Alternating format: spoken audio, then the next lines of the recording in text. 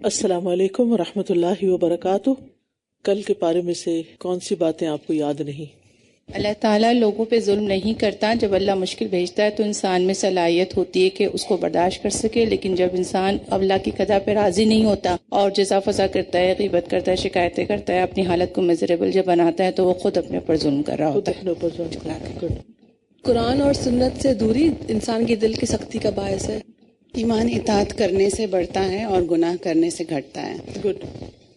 صدقہ بہت ساری آفتوں کو ٹال دیتا ہے، اس لیے صدقے کے اندر بہت بڑا اجر ہے۔ ہر روز ہمارے جسم کے 360 جوڑوں پر صدقہ واجب ہو جاتا ہے، تو چاہے مال سے دیں یا پھر اذکار یا پھر 2 رکعت چاشت کی نماز، تو ہر روز ہمارے لیے اپنے جسم کا صدقہ اور اس کا شکر ادا کرنا بے حد ضروری ہے۔ دعا سے پہلے صدقہ نکال دیں تو اس دعا میں بہت زیادہ قوت آ جاتی ہے۔ نیت کی درستگی عمل کی درستگی کا سبب بنتی ہے۔ گڈ۔ اللہ سبحانہ تعالیٰ، فرشتے اور سارے جو مچھلیاں سمندر کی سب یہ اس طالب علم اور جو سکھانے والا ہے استاد دونوں کی لیے دعائیں کرتے ہیں۔ سکھانے والے کے لیے کرتے ہیں، معلم الناس الخیر، اور جو طالب علم ہوتا ہے اس کے لیے فرشتے پر بچھاتے ہیں دعائے خیر۔ جو مچھلیاں اور چونٹیاں اور یہ ساری مخلوق ہے نا، وہ خیر بانٹنے والے کے حصے میں آتی ہے۔ ایسا نہیں کہ یہ چند لوگ ہی ہوتے ہیں، آپ بھی اس میں شامل ہو سکتے ہیں۔ جو سن کے جاتے ہیں وہ کسی نہ کسی دوست کے ساتھ جو آپ کی بات سننے کو تیار ہو، اس کے ساتھ ضرور شیئر کریں۔ نیکی ہم صرف اس وقت نہ کریں جب ہمارا نفس راضی ہو، بلکہ اس وقت بھی کرنی چاہیے جب نفس پریشان ہو، بھی چاہ رہا۔ بالکل۔ نحمده ونصلی علی رسولہ الکریم، اما بعد فاعوذ باللہ من الشیطان الرجیم، بسم اللہ الرحمن الرحیم، رب اشرح لی صدری ویسر لی امری واحلل عقدۃ من لسانی یفقہوا قولی۔ الحمد للہ الکریم الرحیم، احمدہ سبحانہ علی فضلہ السابغ وخیرہ العمیم، لا الہ الا اللہ وحدہ لا شریک لہ، یدعو الی دار السلام ویہدی من یشاء الی صراط مستقیم۔ تمام قسم کی تعریف اللہ کے لیے ہے جو کرم نواز اور مہربان ہے۔ میں اللہ سبحانہ تعالیٰ کے کامل فضل اور عام خیر پر اس کی حمد بیان کرتی ہوں۔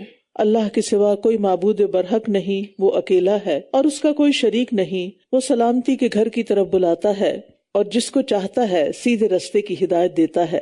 12واں پارہ۔ وما من دابة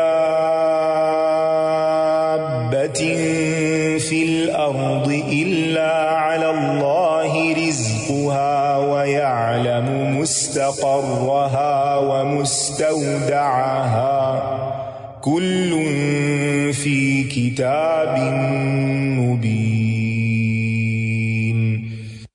اور زمین پر چلنے والا کوئی جاندار ایسا نہیں جس کا رزق اللہ کے ذمہ نہ ہو، اور وہ اس کے ٹھکانے اور اس کے سونپے جانے کی جگہ کو جانتا ہے۔ سب کچھ ایک واضح کتاب میں درج ہے۔ یاد رکھیے، رزق تو اللہ کے ذمہ ہے ہی، ہر ایک کا، لیکن اس نے انسان کو محنت کا حکم دیا ہے، اسباب اختیار کرنے کا حکم دیا ہے۔ ہر جاندار کو اللہ تعالیٰ کی طرف سے ہی روزی پہنچتی ہے اور تبھی وہ سروائیو کرتے ہیں، زندہ رہتے ہیں۔ سوچئے، جب میں آیت پڑھ رہی تھی اور غور کر رہی تھی، چونٹیاں اور مکڑیاں اور وہ مخلوقات جن کو ہم جانتے بھی نہیں، وہ ہر روز کچھ نہ کچھ کھاتے ہیں اور شاید دن میں کئی بار کھاتے ہوں، ان سب کو رزق پہنچانے کی پلاننگ اور اس کو پہنچانا اور اس کو فراہم کرنا، یہ اللہ کی ذمہ داری ہے خالق کی۔ وہ کتنا عظیم رازق اور الرزاق ہے، تو جب وہ سب کو دے سکتا ہے تو وہ ہمیں بھی دے سکتا ہے۔ لہٰذا رزق کے معاملے میں زیادہ پریشان نہیں ہونا چاہیے، لیکن اس کا یہ مطلب نہیں کہ ہم کوشش نہ کریں یا محنت نہ کریں۔ انسان رزق کی تلاش کے لیے محنت کرے اور اسباب اختیار کرے، لیکن اپنے اسباب پر بھروسہ نہیں کرنا چاہیے کہ اگر میں نے یہ ڈگری لے لی تو بس میری جاب پکی، یا میں نے یہ بزنس شروع کر لیا تو میں بہت امیر بن جاؤں گا۔ اللہ چاہے تو بہت کچھ دے اور نہ چاہے تو کچھ بھی نہ دے۔ اور یاد رکھیے کہ اسباب اختیار کرنا توکل کے منافی نہیں، کیونکہ رسول اللہ صلی اللہ علیہ وسلم نے فرمایا، اعقلها وتوکل، اونٹنی کا گھٹنا باندھو اور توکل کرو، اس کو کھلا نہ چھوڑ دو۔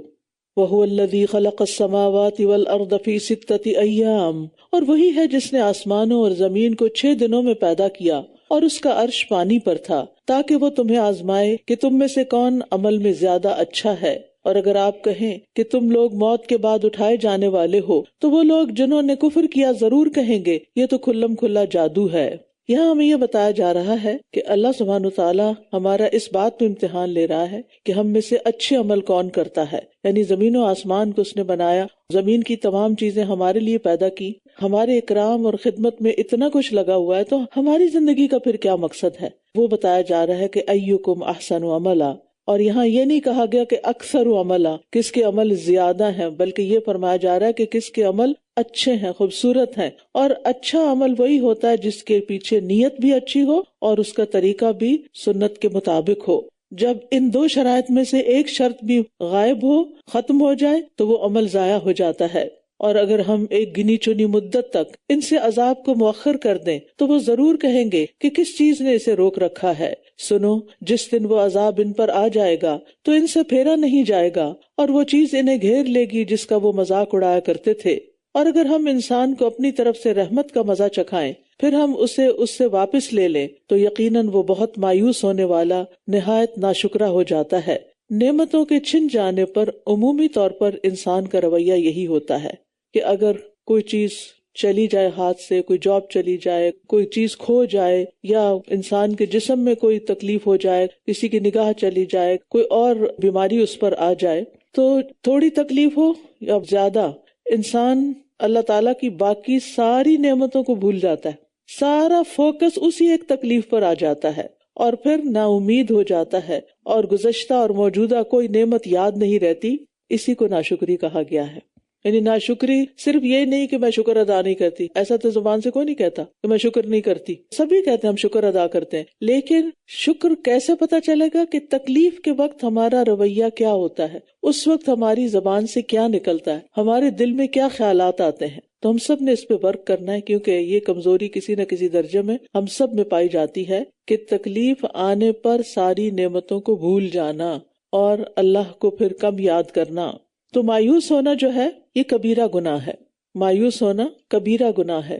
ابن عباس کہتے ہیں کہ ایک آدمی نے کہا، اللہ کے رسول صلی اللہ علیہ وسلم، کبیرہ گناہ کون سے ہیں؟ آپ نے فرمایا، اللہ کے ساتھ شرک کرنا، اللہ کے رزق سے نا امید ہونا اور اللہ کی رحمت سے مایوس ہونا. تو یہ ایمان کے منافی صفت ہے. تو مایوسی جو ہے یہ مومن کی صفت کے خلاف ہے، کیونکہ مومن کو جب نعمت ملتی ہے تو وہ شکر کرتا ہے اور سختی میں صبر کے ساتھ ساتھ اپنے رب سے اچھی امید بھی رکھتا ہے.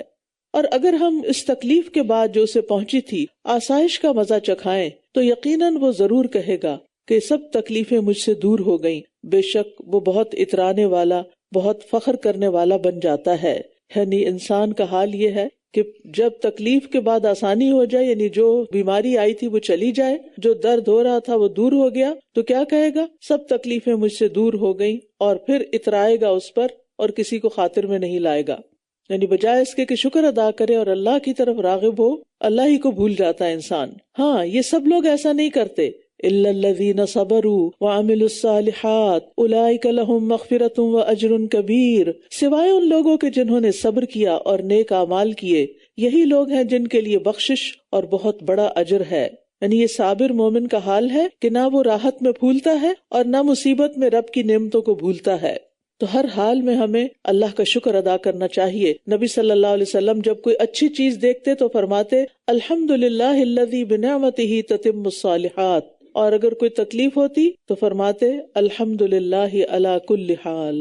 ہر حال میں اللہ کی تعریف اور شکر ہے. یعنی اگر نعمت تھی تب بھی شکر، اور اگر تکلیف ہے تب بھی شکر.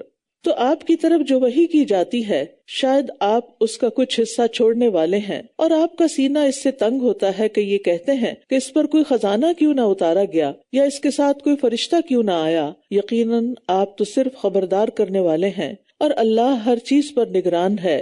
کفار ہر وقت کوئی نہ کوئی معجزہ لانے کی فرمائش کرتے رہتے تھے کہ آپ پہ کوئی خزانہ کیوں نہیں اتارا گیا، آپ بہت پہاڑی سونے کا بنا دیجئے، یا کوئی فرشتہ ساتھ لے آئیے.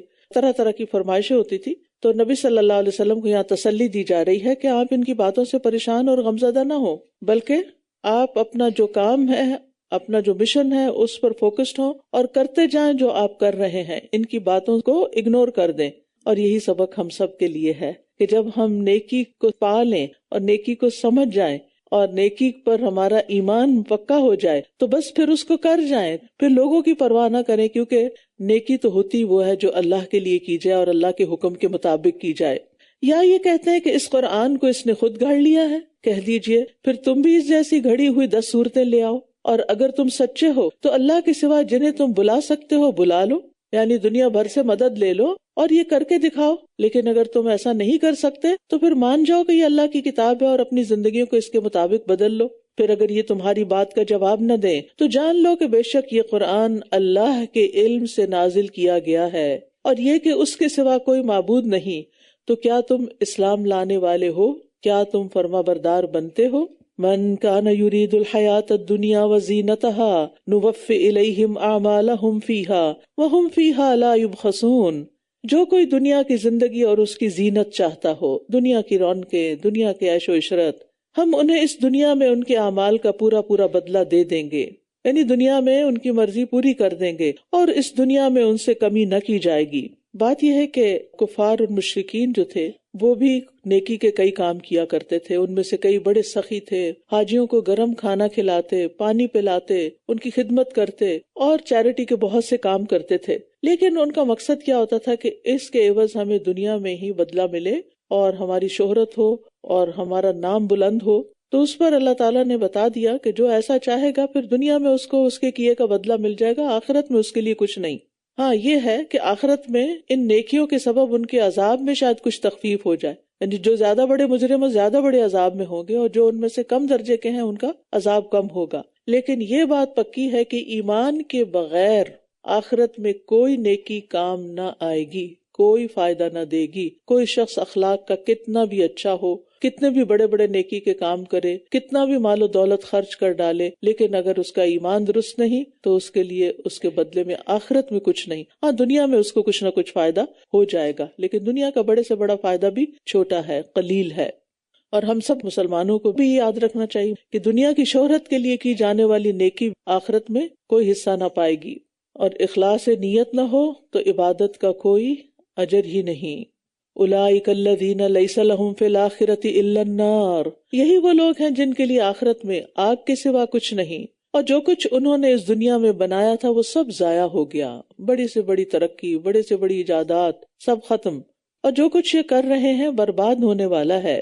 تو بات یہ ہے کہ ریاکاری سے کیا ہوا کوئی بھی عمل، چاہے روزے رکھے جائیں یا نمازیں پڑھی جائیں یا صدقات کیے جائیں یا جہاد کیا جائے، اس کا آخرت میں کچھ بھی فائدہ نہ ہوگا، بلکہ آپ صلی اللہ علیہ وسلم نے فرمایا یہ سب سے پہلے لوگ ہوں گے جن کو جہنم میں سب سے پہلے ڈال کر ان سے جہنم کی آگ کو بھڑکایا جائے گا، کہ جو بہت بڑے عالم تھے لیکن دکھاوے کے بنے ہوئے تھے، بہت بڑے سخی تھے لیکن شہرت کے لیے، اور بہت بڑے بڑے کارنامے کرتے تھے لیکن بہادر کہلانے کے لیے، یعنی میدان جنگ میں بڑے بڑے کارنامے دکھاتے لیکن بہادر کہلانے کے لیے۔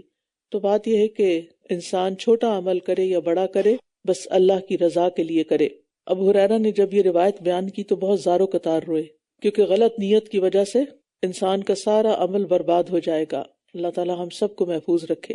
ہمیں ہر روز اس کی دعا کرنی چاہیے کہ اللہ ہماری نیتوں کو سلامت رکھ اور ان کو صرف اپنے چہرے کے لیے خالص کر لے۔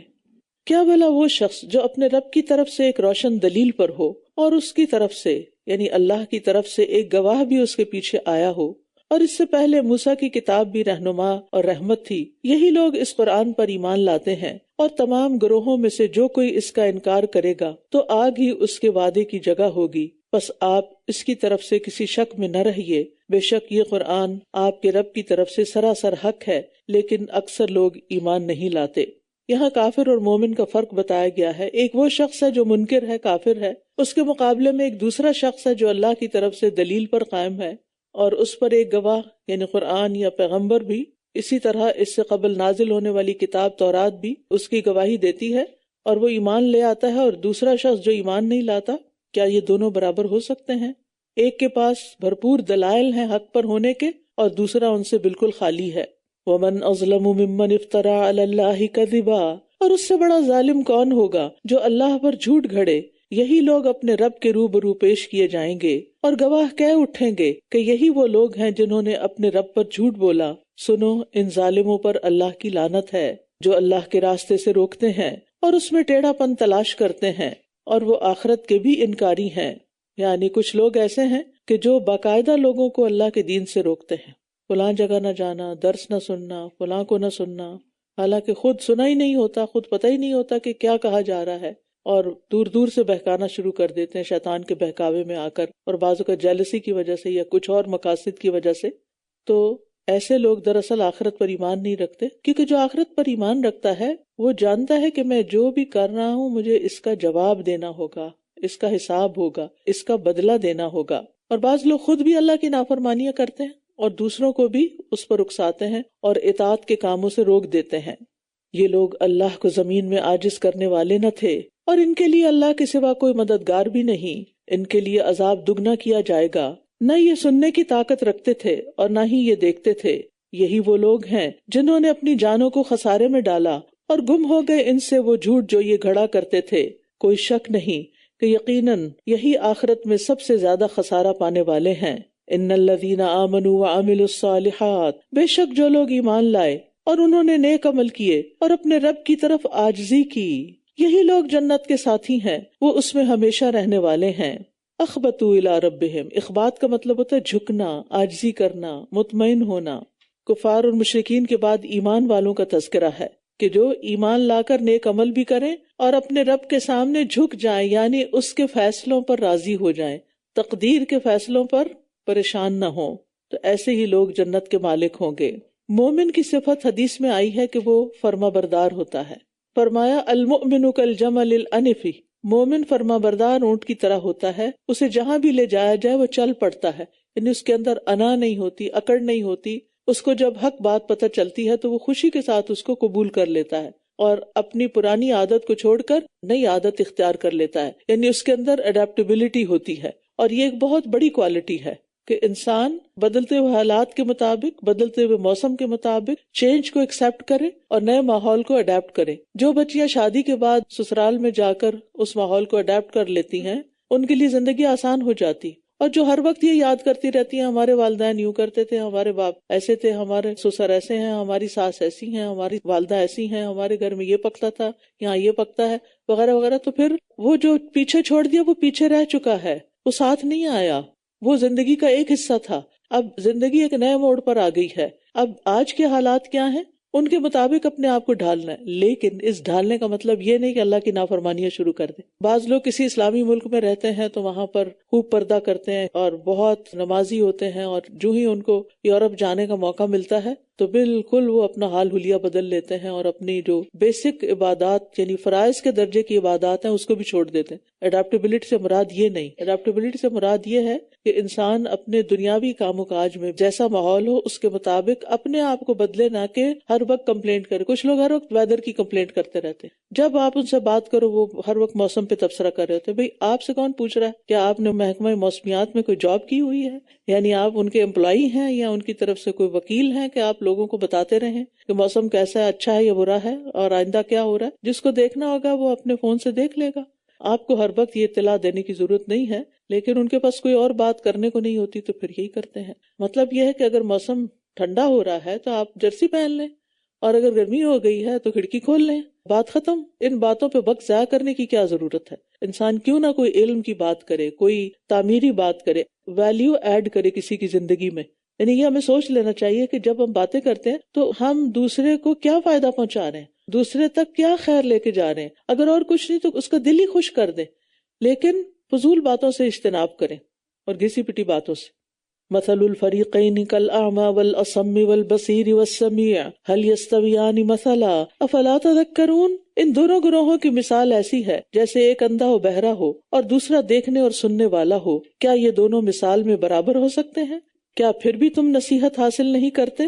یہاں ایک مثال بیان کی گئی ہے، مثل الفریقین، دو گروہوں کی مثال. مثال سے منظر سامنے آ جاتا ہے اور بات کو سمجھنا آسان ہو جاتا ہے. مقصد یہ ہے کہ مومن جو ہے وہ دیکھنے اور سننے والا ہوتا ہے، اس کے برعکس جو انکار کرنے والا ہے وہ اندھا اور بہرا ہوتا ہے، اور دونوں ایک دوسرے کے اپوزٹ ہوتے ہیں، خلاف اور ضد ہوتے ہیں. تو کیا تم سمجھتے نہیں کہ سیدھے راستے پر اندھا بہرا شخص کیسے چل سکتا ہے جو نہ خود راستہ دیکھے اور نہ بتانے سے سنے؟ تو اسی لیے نہ ماننے والے قیامت کے دن جا کر کیا کہیں گے؟ وَقَالُوا لَوْ كُنَّا نَسْمَعُ أَوْ نَعْقِلُ مَا كُنَّا فِي أَصْحَابِ السَّعِيرِ. اگر ہم سنتے، حق بات، اچھی بات سنتے رہتے یا سمجھتے ہوتے. یعنی بعض لوگ سنتے ہیں سمجھتے کچھ نہیں، سمجھنے کی کوشش نہیں کرتے، تو وہ کان رکھتے ہوئے بھی بہرے ہیں. یہ قرآن بتاتا ہے ہمیں تو وہ کہتے ہیں کاش ہم سن لیتے یا سمجھ لیتے تو آج بھڑکتی ہوئی آگ والوں میں سے نہ ہوتے، جہنم ہمارا ٹھکانہ نہ ہوتا۔ تو اس لیے انسان کو دنیا میں رہتے ہوئے اپنی فیکلٹیز کو استعمال کر کے حق کو تلاش بھی کرنا چاہیے، اس کو پہچاننا بھی چاہیے، اور اس کے بعد حق سامنے آ جائے تو اس کو قبول کر کے اس کے مطابق اپنی زندگی ڈھال لینی چاہیے۔ پھر فرمایا وَلَقَدْ أَرْسَلْنَا نُوحًا إِلَىٰ قَوْمِهِ إِنِّي لَكُمْ نَذِيرٌ مُبِينٌ، اور یقیناً ہم نے نوح کو اس کی قوم کی طرف بھیجا، اس نے کہا بے شک میں تمہارے لیے کھلم کھلا ڈرانے والا ہوں، یہ کہ تم اللہ کے سوا کسی اور کی عبادت نہ کرو، یقین جانو مجھے تم پر ایک دردناک دن کے عذاب کا ڈر ہے۔ تو ہر رسول کی ایک ہی دعوت رہی ہے، اور وہ کیا؟ لا الہ الا اللہ، صرف اللہ کی عبادت کرو۔ اور پھر آپ دیکھیے کہ یہاں عذاب یوم علیم، زیادہ درد اور الم والا دن، یعنی وہ دن ہی بڑا تکلیف دہ ہوگا۔ عذاب تو تکلیف دہ ہوگا ہی، اور یہ زیادہ ڈرانے کے لیے بات کی گئی ہے، یعنی جس دن وہ آئے گا وہ دن ہی سراسر المناک ہوگا، نہایت دردناک ہوگا۔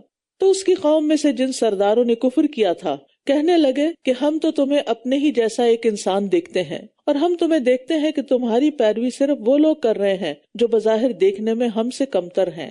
یہ بھی جائزہ لے رہے تھے کہ ماننے والے کون ہیں، کس کلاس سے تعلق رکھتے ہیں، اور ہم تمہارے لیے اپنے اوپر کوئی فضیلت نہیں دیکھتے، بلکہ ہم تو در حقیقت تمہیں جھوٹا سمجھتے ہیں۔ اس نے کہا اے میری قوم، کیا غور کیا تم نے کہ اگر میں اپنے رب کی طرف سے ایک واضح دلیل پر قائم ہوں اور اس نے مجھے اپنے پاس سے رحمت بھی عطا کی ہو، پھر وہ تم پر چھپا دی گئی ہو، تو کیا ہم زبردستی اس کو تم پر چپکا دیں جبکہ تم اسے ناپسند کرنے والے ہو؟ تو نوح علیہ السلام کا یہ جواب بہت ہی جامع جواب تھا کہ ایک تو میرے پاس میرے رب کی طرف سے اللہ کی توحید اور اپنی رسالت کے مضبوط دلائل اور پختہ یقین موجود ہے، یعنی وَآتَانِي رَحْمَةً مِّنْ عِندِهِ۔ دوسرا یہ کہ نبوت کسی کی محنت کا نتیجہ نہیں یا کسی کے وراثت میں نہیں ملتی، یہ تقسیم اللہ کے ہاتھ میں ہے، جسے چاہے دے، غریب ہے یا امیر۔ جیسا کہ مکہ والوں نے بھی نبی صلی اللہ علیہ وسلم پر اعتراض کیا تھا کہ یہ قرآن ان دو بستیوں میں سے کسی بڑے آدمی پر کیوں نہیں نازل کیا گیا، تو اللہ سبحانہ وتعالیٰ نے فرمایا کیا یہ تیرے رب کی رحمت تقسیم کرتے ہیں؟ ہم نے خود ان کے درمیان ان کی معیشت دنیا کی زندگی میں تقسیم کی، کسی کو امیر کرنا اور کسی کو غریب بنانا یہ اللہ کا کام ہے۔ بعض لوگ انتہائی ذہین، بہت عقل مند، بہت محنتی ہوتے ہیں لیکن کچھ کما نہیں پاتے، اور کچھ لوگ لکھنا پڑھنا بھی نہیں جانتے، صرف انگوٹھا لگاتے ہیں اور ملینئر ہوتے ہیں۔ اور پھر یہ ہے کہ اس کے ساتھ انہوں نے یہ بھی بتا دیا کہ ہم زبردستی نہیں کریں گے تمہارے ساتھ، جس کو ماننا ہے وہ مان لے، اور اگر غریب لوگ مان رہے ہیں تو یہ ان کے اپنے بھلے میں ہے، اور امیر لوگ اس کو ٹھکرا رہے ہیں تو اپنا نقصان ہے ان کا۔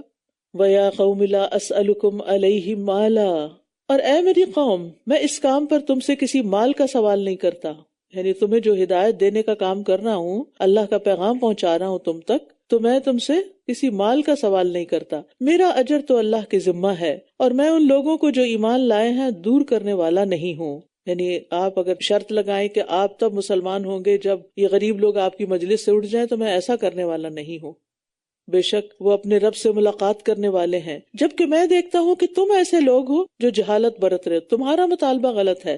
ان لوگوں کو آخر کس بنا پر یہاں سے اٹھا دیا جائے جو حق کی تلاش میں آئے ہیں، حق طلب کرنے کے لیے آئے ہیں؟ تو پیغمبر جو ہیں وہ لوگوں کا مال لینے نہیں آتے، مال و متاع کا مطالبہ نہیں کرتے، ان کا اجر اللہ کے ذمہ ہوتا ہے۔ اور ایک بات یاد رکھیے، دین کے کام کی اجرت کا خیال دل میں اگر آتا ہے تو ٹھیک ہے، کچھ لوگوں کی ضرورت ہو سکتی ہے، ظاہر زندگی کا ایک پہیہ چلانا ہے، لیکن اس کی لالچ نہیں ہونی چاہیے کہ ہمیں کچھ ملے تو ہم کچھ کریں گے، نہیں ملے گا تو کچھ نہیں کریں گے۔ ایک وہ شخص ہے جو کسی سیلری کے لیے کام کرتا ہے، یہ کام کر لیتا ہوں تاکہ مجھے کچھ سیلری مل جائے، اور ایک وہ شخص ہے جو کہتا ہے کہ اس کی سیلری اللہ کے ذمہ ہے، اللہ سے لینا ہے۔ کیوں اللہ سے لینا ہے؟ کیونکہ اللہ جو دیتا ہے وہ کوئی اور دے ہی نہیں سکتا، لیکن پھر وہ اپنی نیت پر قابو رکھے، یہ نہیں کچھ دن تو یہ جذباتی بات کر لے اور پھر اس کے بعد رونا دھونا شروع کر دے کہ میرے ساتھ بڑا ظلم ہو رہا ہے، مجھے کچھ نہیں دیا جا رہا اور میرے حالات مشکل میں ہیں۔ نہیں، پھر اگر کمٹمنٹ کی ہے تو کمٹمنٹ کرے۔ اچھا، بعض لوگ کہتے ہیں ہم بس اللہ کے لیے کام کریں گے، لیکن ان کے کام کی کوالٹی کچھ بھی نہیں ہوتی، کیونکہ وہ اس طرح محنت نہیں کرتے، کیونکہ انہیں یہ ڈر نہیں ہوتا کہ ہمیں کوئی نکال دے گا۔ وہ سمجھتے ہیں یہ فری کے ورکرز ہیں، لہٰذا جیسا بھی کرتے ہیں آتے رہیں۔ لیکن کرنے والوں کو یہ سوچنا چاہیے کہ اگر ہم اللہ کی خاطر آ رہے ہیں اور اللہ کی خاطر کوئی نیکی کا کام کر رہے ہیں تو اس کی کوالٹی تو سیلری والوں سے بھی کہیں زیادہ بہتر ہونی چاہیے۔ اور ہاں، اگر کچھ لوگ سیلری بھی لے رہے ہیں تو ان کو بھی یہ سوچنا چاہیے کہ ہم اس کے لیے نہیں کر رہے، اور یہ تو اس کی قیمت ہو بھی نہیں سکتی، اس کا اصل اجر تو اللہ کے پاس ہے، لہٰذا مجھے صرف اتنے گھنٹے کام نہیں کرنا چاہیے جتنی کہ مجھے سیلری دی جا رہی ہے، مجھے اس سے ایکسٹرا بھی کرنا چاہیے جو صرف اور صرف اللہ کے لیے ہو، اور وہ اس سارے کام پر کسی قسم کا کسی پر بھی کوئی احسان نہ جتائے، اور کسی کے آگے بھی روئے نہ کہ میں بہت تھک گیا ہوں، مجھ سے بہت کام لیا جاتا ہے۔ وَيَا قَوْمِ مَن يَنصُرُنِي مِنَ اللَّهِ إِن طَرَدتُّهُمْ أَفَلَا تَذَكَّرُونَ، اور اے میری قوم، اگر میں نے انہیں دور کر دیا تو اللہ کے مقابلے میں کون میری مدد کرے گا؟ کیا پھر تم نصیحت نہیں پکڑتے؟ اور نہ میں تم سے یہ کہتا ہوں کہ میرے پاس اللہ کے خزانے ہیں، اور نہ میں غیب جانتا ہوں، اور نہ میں کہتا ہوں کہ میں کوئی فرشتہ ہوں، اور نہ میں ان لوگوں کے بارے میں جنہیں تمہاری نگاہیں حقیر سمجھتی ہیں یہ کہتا ہوں کہ اللہ انہیں ہرگز کوئی بھلائی عطا نہ کرے گا۔ اللہ اسے خوب جانتا ہے جو ان کے دلوں میں ہے۔ اگر میں ایسا کہوں بے شک میں تب ضرور ظالموں میں سے ہو جاؤں گا۔ انہوں نے کہا اے نوح، بے شک تم نے ہم سے جھگڑا کیا، پھر ہم سے بہت زیادہ جھگڑا کیا۔ آپ دیکھیے، خود الزام لگاتے، خود غلط بات کرتے، اور اگر نوح علیہ السلام کلیریفیکیشن دیتے تو اس کو یہ جھگڑا سمجھ لیتے۔ یعنی بعض لوگوں کی عادت یہ ہوتی ہے نا کہ وہ خود خوب جھگڑتے ہیں، اور اگر آپ تھوڑی سی بھی اپنی صفائی پیش کریں تو اس کو وہ لے نہیں پاتے۔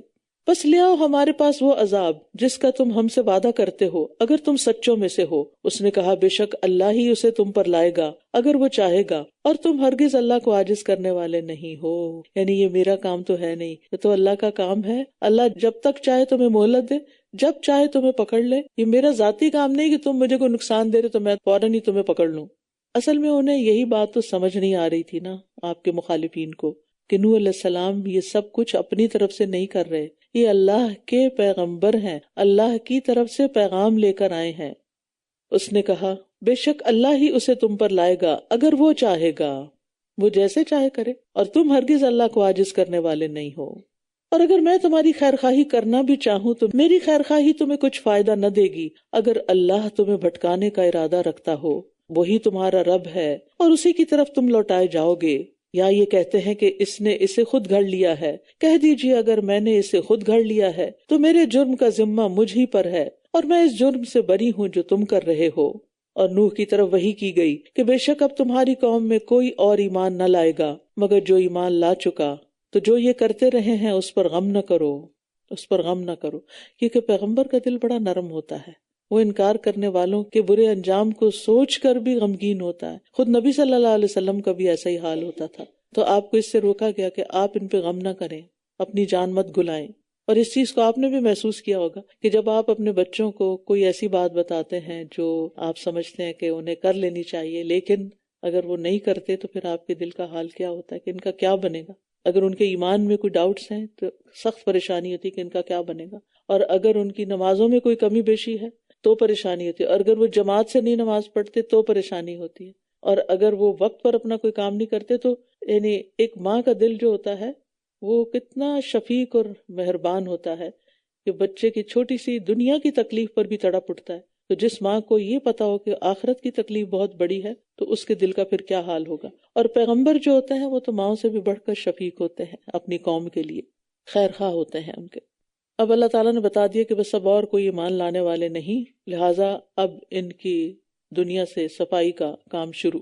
وَاصْنَعِ الْفُلْكَ بِأَعْيُنِنَا وَوَحْيِنَا، اور تم ہماری نگاہوں کے سامنے اور ہماری وحی کے مطابق کشتی بناؤ، اور جن لوگوں نے ظلم کیا مجھ سے ان کے بارے میں بات نہ کرنا۔ یہاں اللہ تعالیٰ منع کر رہے ہیں کہ ظالموں کے حق میں کوئی سفارش نہ کرنا۔ یہ جملہ یاد رکھیے گا کیونکہ آگے نوح علیہ السلام جب اپنے بیٹے کے بارے میں دعا کرتے ہیں تو اللہ تعالیٰ ناراض ہوتے ہیں۔ بے شک یہ غرق کیے جانے والے ہیں۔ اور وہ کشتی بنا رہا تھا، اور جب کبھی اس کی قوم کے سردار اس کے پاس سے گزرتے تو وہ اس کا مذاق اڑاتے۔ وہ کہتا اگر تم ہمارا مذاق اڑاتے ہو تو بے شک ہم بھی تمہارا مذاق اڑائیں گے جیسا کہ تم ہمارا مذاق اڑا رہے ہو۔ یہ بھی یاد رکھیے کہ دین کے راستے میں انبیاء کا مذاق اڑایا جاتا رہا ہے۔ نوح علیہ السلام کشتی بنا رہے تھے تو سب لوگ دیکھ کے ہنستے تھے کہ یہ خشکی پہ یہ کشتی کیسے چلے گی، لیکن وہ یہ نہیں جانتے تھے کہ یہ کشتی نجات کا ذریعہ بنے گی۔ تو بہرحال انبیاء کا مذاق اڑایا جانا ان کے لیے ایک آزمائش ہوتا ہے، اور ہمارے لیے بھی جو بھی دین پر چلنے کی کوشش کرتا ہے یا لوگوں کو دین کی طرف بلاتا ہے اور لوگ اس کا مذاق اڑاتے ہیں کسی بھی چیز کا، کسی بھی عادت کا، تو یہ چیز انسان کے لیے ایک مصیبت بن جاتی ہے پھر اگر وہ اللہ پر ایمان اور بھروسہ نہیں رکھتا۔ فَسَوْفَ تَعْلَمُونَ مَن يَأْتِيهِ عَذَابٌ يُخْزِيهِ وَيَحِلُّ عَلَيْهِ عَذَابٌ مُقِيمٌ، بس تم جلد جان لوگے کہ کون ہے وہ جس پر ایسا عذاب آتا ہے جو اسے رسوا کر دے گا اور اس پر دائمی عذاب اتر آئے گا۔ یہاں تک کہ جب ہمارا حکم آ گیا اور تنور نے جوش مارا تو ہم نے کہا کہ اس میں ہر قسم کے 2 جوڑے نر اور مادہ اور اپنے گھر والوں کو سوار کر لو، سوائے اس کے جس پر پہلے بات گزر چکی، اور ان کو بھی جو ایمان لائے، اور اس کے ساتھ بہت تھوڑے لوگ ہی ایمان لائے تھے۔ 950 سال کی تبلیغ کے باوجود بہت کم لوگ، کہا جاتا ہے 80 کے قریب لوگ تھے بس جو مانے، باقی لوگ نہیں مانتے تھے۔ کتنے سخت دل کے لوگ ہوں گے۔ وقال اركبوا فيها بسم الله مجريها ومرساها ان ربي لغفور رحيم۔ اس نے کہا اس کشتی میں سوار ہو جاؤ، اللہ کے نام سے اس کا چلنا اور اس کا ٹھہرنا ہے، بے شک میرا رب یقیناً بہت بخشنے والا بہت رحم کرنے والا ہے۔ ہر کام سے پہلے بسم اللہ پڑھنا چاہیے۔ نبی صلی اللہ علیہ وسلم نے فرمایا کہ جب رات کی تاریکی چھانے لگے یا رات کا ایک حصہ ہو جائے تو اپنے بچوں کو گھر میں روک لو، یعنی مغرب کے وقت چھوٹے بچوں کو باہر نہیں نکالو، کیونکہ اس وقت شیاطین پھیل جاتے ہیں۔ پھر جب عشاء کے وقت میں سے ایک گھڑی گزر جائے تو انہیں چھوڑ دو، پھر باہر نکال سکتے ہو، یعنی جیسے سونا ہے یا کچھ بھی کرنا ہے۔ پھر اللہ کا نام لے کر اپنا دروازہ بند کر لو، یعنی بسم اللہ پڑھ کے دروازہ بند کرو۔ یاد رہے گا یہ چھوٹی چھوٹی سنتیں ہیں، آپ کا فرمان ہے۔ بسم اللہ پڑھ کر چراغ بجھاؤ، لائٹ آف کرنے کے لیے کیا کرو؟ بسم اللہ۔ اگر یاد نہ رہے تو تھوڑے دن کے لیے ایک اسٹیکی نوٹ پہ لکھ کے لگا دیں تاکہ یاد رہے، جب عادت ہو جائے پھر اس کو اتار دیں تاکہ آپ کا گھر صاف ستھرا رہے۔ جی بسم اللہ کی برکات کارڈ بھی آ گیا، اس میں یہ ساری حدیثیں لکھی ہوئی بھی ہیں، آپ سب کے پاس ہونی چاہیے، شیئر بھی کریں۔ رمضان آ رہا ہے نا، تو رمضان پہ لوگ ایک دوسرے کو گفٹ دیتے ہیں، تو اس گفٹ میں اگر آپ کھجوریں ڈال رہے ہیں یا زمزم ڈال رہے ہیں یا کوئی اور فروٹ ڈال رہے ہیں تو ساتھ ایک نہ ایک کارڈ ضرور ڈال کے بھیجیں۔ کیوں؟ کیونکہ یہ صدقہ جاری ہوگا۔ فروٹ تو کھا کے ختم کر دیں گے، کھجوریں رمضان میں ختم ہو جائیں گی، لیکن کارڈ تو باقی رہے گا نا، ہو سکتا ہے زندگی بھر ان کے ساتھ رہے، اور جو چیزیں اس میں لکھی ہوئی ہیں وہ پڑھ کر وہ اگر عمل کرتے رہے، اور انہوں نے آگے بھی کروا دیا، کسی اور کو بھی لگا دیا اس کام پہ، سارا کچھ آپ کے لیے صدقہ جاریہ بن جائے گا۔ اور یہ نہ سوچے لوگ نہیں پڑھتے، الحمدللہ یہ کارڈ اتنے خوبصورت بنے ہوئے ہیں، اتنے پھول بوٹے ہیں اس پر کہ وہ ویسے ہی سجانے کے لیے بھی لوگ رکھ لیتے ہیں، تو اس کو انکار نہیں کرے گا کوئی، مائنڈ نہیں کرے گا بلا خوف و خطر۔ اور یہ بہترین صدقہ جاریہ ہے، اور بڑی محنت سے اور بہت ریسرچ کر کے یہ چیزیں تیار کی گئی ہیں، آپ کی پلیٹ میں رکھ دی گئی ہیں کہ آپ اٹھا لیں۔ تو فرمایا کہ بسم اللہ پڑھ کر چراغ بجھاؤ، بسم اللہ پڑھ کر پانی کے برتن ڈھک دو، اور دوسرے برتن بھی اللہ کا نام لے کر بسم اللہ پڑھ کے ڈھک دو۔ اگر ڈھکن نہ ہو تو اس کے اوپر کوئی اور چیز ہی رکھ دو، کوئی گلاس، کوئی کپ، کوئی پین ننگا نہیں ہونا چاہیے۔ کیوں؟ ایک اور حدیث سے پتہ چلتا ہے کہ سال بھر میں ایک رات ایسی ہوتی ہے جس پر آسمان سے وبا اترتی ہے، اور اگر وہ گلاس ننگا پڑا ہے، اس میں پانی پڑا اور اس میں وہ وبا بیماری اتری ہوئی ہے، اور آپ جناب صبح اٹھ کے وہی پی لیتے ہیں تو وہ بیماری آپ کے جسم کے اندر آ جائے گی۔ تو بہت سے لوگوں کو پتہ نہیں چلتا کہ کیا بیماری ہے، لیکن ہمیں تو نبی صلی اللہ علیہ وسلم نے وحی کے ذریعے یہ علم دیا ہے جس کو ہم ویلیو نہیں کرتے۔ تو چونکہ یہ خواتین کا فیلڈ ہے نا، گھر کے برتن سنبھالنا، خیر آج کل تو کوئی فرق نہیں رہا، دونوں ایک دوسرے کے مددگار ہیں اور ہونا بھی چاہیے، لیکن یہ ہے کہ یہ چیز آپ اپنے بچوں کو بھی سکھائیں کہ چیزیں ننگی نہیں چھوڑنی۔ اسی طرح سواری پر بھی سوار ہوتے وقت بسم اللہ پڑھیں۔ آپ نے فرمایا ہر اونٹ کے کوہان پر ایک شیطان ہوتا ہے، جب تم اس پر سوار ہونے لگو تو اللہ کا نام لے کے سوار ہو جیسا کہ تمہیں حکم دیا گیا ہے، پھر اسے اپنے قابو میں کر لو، اللہ اسے سواری کے قابل بنا دے گا۔ تو گاڑی چلاتے ہوئے بھی بسم اللہ، گاڑی کا دروازہ کھولتے ہی بسم اللہ۔ اور وہ انہیں لے کر پہاڑوں جیسی موجوں میں چل رہی تھی۔ آپ سوچئے پہاڑ جیسی موج، یعنی کشتی ایک دفعہ وہ اوپر جاتی موج کے ساتھ، پھر نیچے آتی، پھر اوپر جاتی، پھر نیچے، کیسی رائڈ ہوگی وہ۔ اور نوح نے اپنے بیٹے کو پکارا جبکہ وہ ایک الگ جگہ میں تھا، یعنی ساتھ نہیں تھا، کہیں اور تھا۔ اے میرے پیارے بیٹے، ہمارے ساتھ سوار ہو جاؤ، آ جاؤ ساتھ چلیں، اور کافروں کے ساتھ نہ رہو۔ وَلَا تَكُنْ مَعَ الْكَافِرِينَ۔ اس کی دوستی، اس کا ساتھ، اس کی محبت اور اس کا اٹھنا بیٹھنا اپنے والدین کے ساتھ نہیں تھا، وہ موو آؤٹ ہو گیا تھا، وہ کفار کے ساتھ رہتا تھا، اور انہی جیسی عادتیں اپنا لی تھیں، اور انہی جیسی سوچیں، اور انہی جیسے خیالات، اور انہی جیسی عادات، اور انہی کی طرح کے طور طریقے۔ بچوں کو جہاں تک جب تک ممکن ہو ساتھ رکھیے، کیونکہ آندھیاں تیز ہیں، ان کے ایمان کی حفاظت لازم ہے، کیونکہ ماحول اپنا اثر رکھتا ہے۔ یہ کیسے ہو سکتا باہر سنو پڑی ہوئی اور آپ باہر نکلو آپ کو ٹھنڈ نہ لگے؟ کوئی کہنے نہیں مجھے نہیں لگتی، مجھ پہ ماحول کا اثر نہیں ہوتا۔ کیسے نہیں ہوتا؟ ماحول کا اثر لازماً ہوتا ہے۔ لہٰذا اگر وہ کچھ وقت باہر گزارتے ہیں تو کچھ وقت ان کو اپنے ساتھ رکھے، نو میٹر واٹ، تاکہ جو آپ کے اندر ہے وہ ان تک منتقل ہو، ان کا ایمان نہ جائے، ان کا دین نہ جائے. اور اس سے بڑھ کر کوئی نیکی نہیں ہوگی کہ آپ اپنے بچوں کو ٹائم دیں. وَهِيَ تَجْرِي بِهِمْ فِي مَوْجٍ كَالْجِبَالِ، پہاڑوں جیسی موجوں سے طوفان کے پانی کی وسعت کا بھی اندازہ لگائیں، اس کی طغیانی اور جوش اور غضب، اور اس کے ساتھ ساتھ کشتی کی مضبوطی بھی.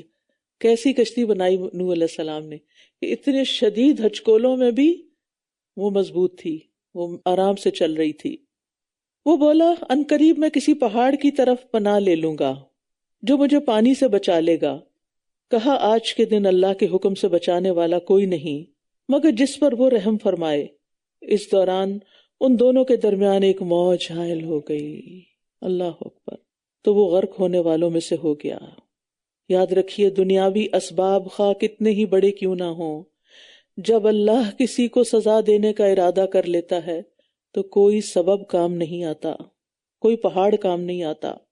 اور فرما دیا گیا اے زمین تو اپنا پانی نگل جا. نگلتے کیسے؟ ایک دم. کھانا جب آپ چبا لیتے ہیں تو کیا ہوتا ہے؟